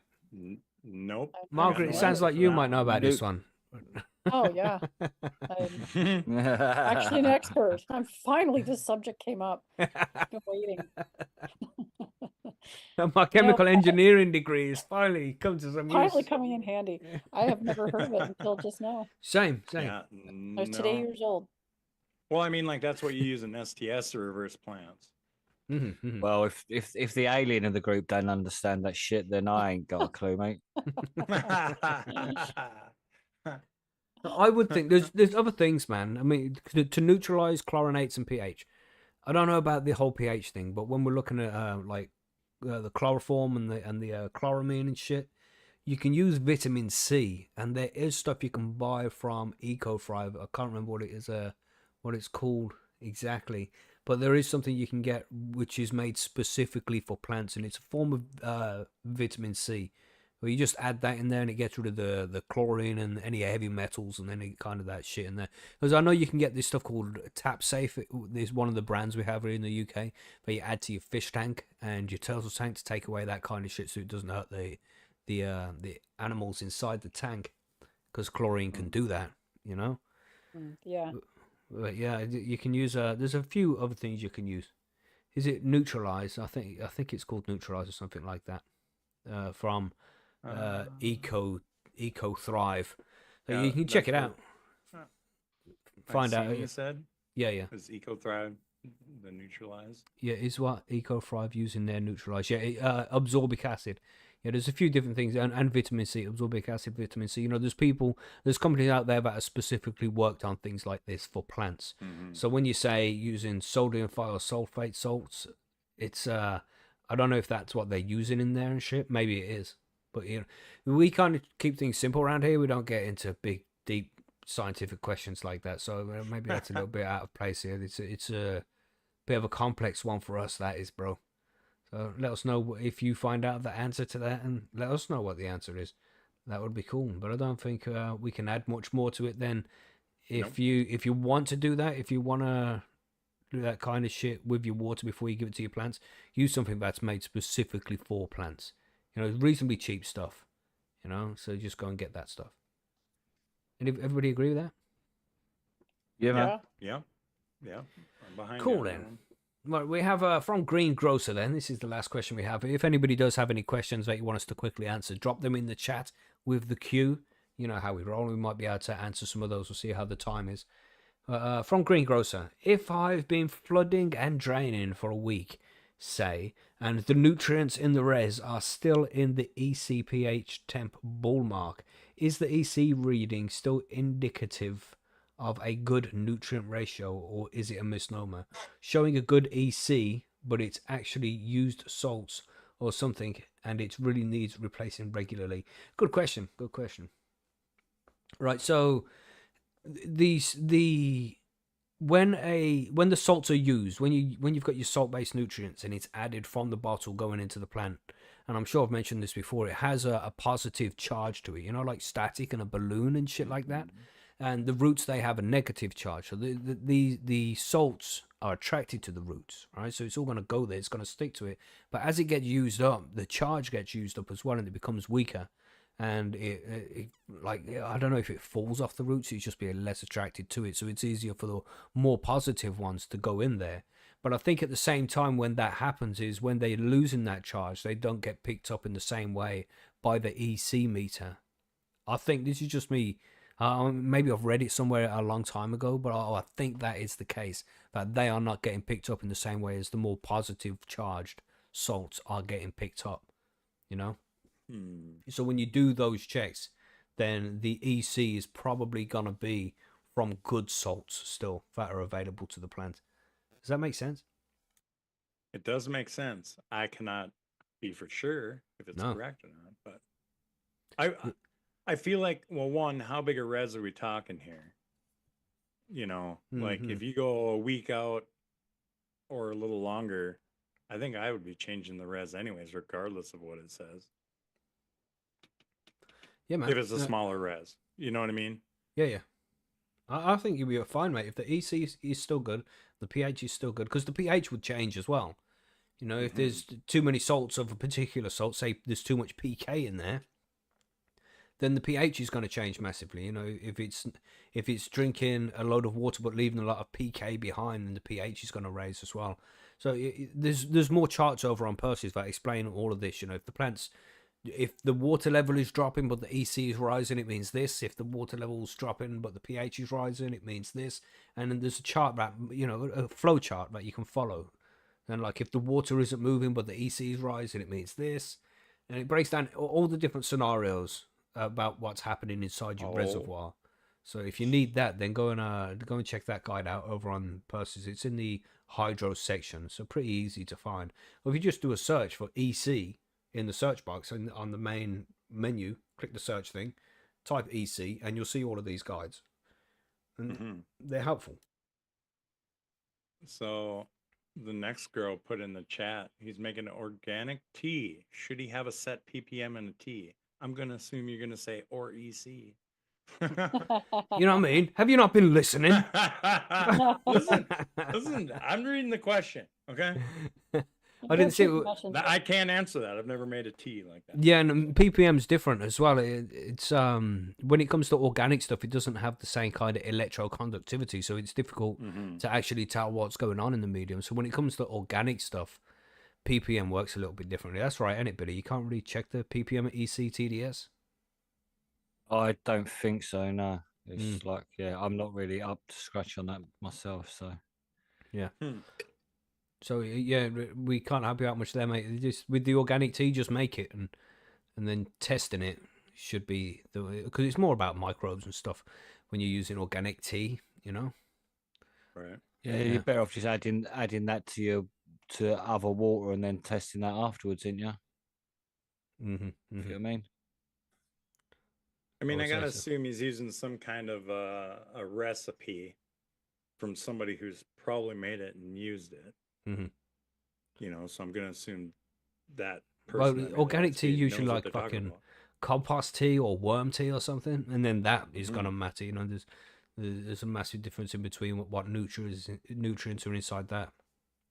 But yeah, I seen it here. It said there's no point, and I think that makes sense as well because the plant isn't going to take anything it doesn't really need.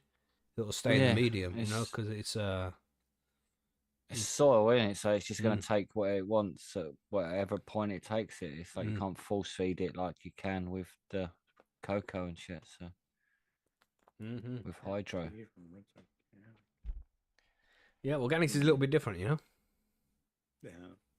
Yeah, so I hope that helps answer the question there. Don't worry about it too much, just make it up and use it. It'll be fine. Just make sure you do like a pH test on the water and shit like that. Make sure that the pH is in range. But EC doesn't matter so much. But there we go. I think that's all the questions for the listener mail. Just checking this poll here. 55 votes. I was just looking at that. Yeah. Yeah, thanks. John? It's like Well, we just one gotta person stay on comes in top. and chooses yes, then another person comes in and chooses no, and it just keeps going back. That's You really definitely think not the that's case. why it Otherwise, is? it'll be fucking 50-50, mate. Jesus. You know? No. I mean, since we asked, Crazy people. the lead really came up. You know what I mean? Well, you've just got a little bit back there. It went to 16% yes to 84% no, rather than That's right. 15 Yeah. and Yes. 85. Someone to feel felt sorry sorry for for you. you. They Yeah. don't actually like it. They just felt sorry for you, mate. They're That's what like, it man, was. he's still bitching about this. I'm going to change my Yeah. vote. Innit? I love it. Yeah, man. But there we go. That's everything we have for today's show, 14. everybody. That's all the listener mail questions. That's all we have to say so far about EC and pH. But if you have any questions or you need any help, or if you have suggestions, feedback, and all that kind of shit, you know where to find us. Do you just say it again, just in case you don't? Percy'sGrowroom.com, everybody. It's Cannabis Growers Forum. Yeah, it's where we all hang out in between shows. That's right. That's right. So if you need help, just come and ask over there. It's all free to sign up and a nice friendly community. So if you want to come and take part in that, that would be cool. But for now, that's it. Ready for the outro? Yeah. Yeah. Let's go. No, not really. Oh, it's too late now, Billy. Oh, Oh, what? Oh, damn. Fuck's sake. music's I have to playing, laugh man. that joint then. Professionally Oh, fading the outro tune now. Oh, right. There we It's go. definitely too late now. Bloody hell. Professional. Yeah, there we go. Good show. Good Perfect. show, everybody. I hope you all enjoyed it. It's always good to sit here and session on a Sunday with you guys and chat Yeah, about yeah. cannabis and stuff. It's always a pleasure. Not Yeah. sponsored, but powered by some Dr. Pepper from Yes. me and John. That's right. You guys got Dr. Pepper? That's yeah, right. we did just when you pissed off earlier and got your drink, we were To discussing get a the real drinks we had. drink. Yeah, to get a real drink. That's right. We discussed, and that's where the soda and pop discussion come about. You Yeah, see? Right. that's how that started. Yeah. Dr. Pepper is some good shit, though, man. Damn. It Yeah. is. But, man, amazing. it's so sugary. It's all Yeah, that's why I sugar. don't drink it very often. I've Yeah, me had like neither. this one in the fridge for about 6 months or more. Like, Damn. yeah, exactly. I don't drink them very often. See, that's the thing when it comes to a nice beer. There's like 4 ingredients, man. Right. You keep going on about that, man. You're a bit obsessed It's not with these just 4 ingredients. ingredients, man. That's all it- like, Like, there's it's- just 4 it's- ingredients in It's beer. probably 10 in that beer you're drinking right So, now. has it I'm got no saying flavour in then? some beer. Well, Yeah. Regular In piss, beer in is piss sweet 4. Carlsberg or something. oh you god, mean? Like, that yeah. I find that offensive. How dare you? Exactly. How dare exactly. you drink fucking piss water, Carlsberg? Exactly. Ugh. That's the one. That's got 4. It's like That's got Coors 4 Light. ingredients. I in mean, it, might as well exactly. drink Castlemaine 4X. You know what I'm saying? Cookie Grove. You know. Yeah. Some Foster's shit or something like. Damn. Like Fucking. Oh man, I didn't even get to drink some whiskey throughout the show. How fucked is that? Next week. No, We it just sounded have to like a start right at the beginning of the alcoholic. show. All this. No, but I said beers it was and going to. whiskeys You know, I said I was going to. I know. Yeah, You can drink it now because you won't get wasted. I will Right. still, but I won't be on the show. Cool. when Well, I'm it don't wasted. matter. It don't matter. Yeah, that's what I mean. Like You you, don't won't have get to, like, wasted and operate be on the any- show. Yeah. Don't Any operate any heavy machinery. machinery. Yeah. That's Or right. a mouse. Does that include your mouse? Is that heavy machinery? Well, Don't it operate is your like mouse. yellow and black, Don't- like a JCB. So I don't Oh, know, so there Maybe you I go, shouldn't. you know. And if you click on the wrong things while you're drunk, it can cause some issues. So Yes. yeah. Mhm. Well, I Yeah. never get drunk. I don't like being drunk. I just enjoy No, the flavour and Tipsy. shit. Yeah, they tipsy also- at most. At most. I don't enjoy being drunk. I just get a little bit tipsy as they're falling down the stairs twice. Like, Yeah, not for me. Not for me. Yeah. I don't like being too Oh, wasted man. on anything. You know. But yes, good show, everybody. I agree. Hmm. What we got Sure, throughout the like, week? mate. Yes, a couple of interviews there with Tom Rakes from Seedsman and then Scotty Real. So hopefully we'll catch you on Tuesday and Thursday for those. But Tuesday until with then, a CH. that's right, of course, of course. So Of yeah, man, fucking course. we'll catch you on the next one, everybody. Anything to add here, Margaret? You got anything to add before we go? No, just if just check out Bite Me the Show about edibles for all your edibles needs. That's right. I like it. Nice. Good show, everybody. Let's start Start waving, I waving and suppose. shit. Yeah. Let's wave. Yeah, waving. Goodbye, waving, everybody. See you on the next one. Stay high, stay safe, and we'll see you on the next one. Goodbye. Living so.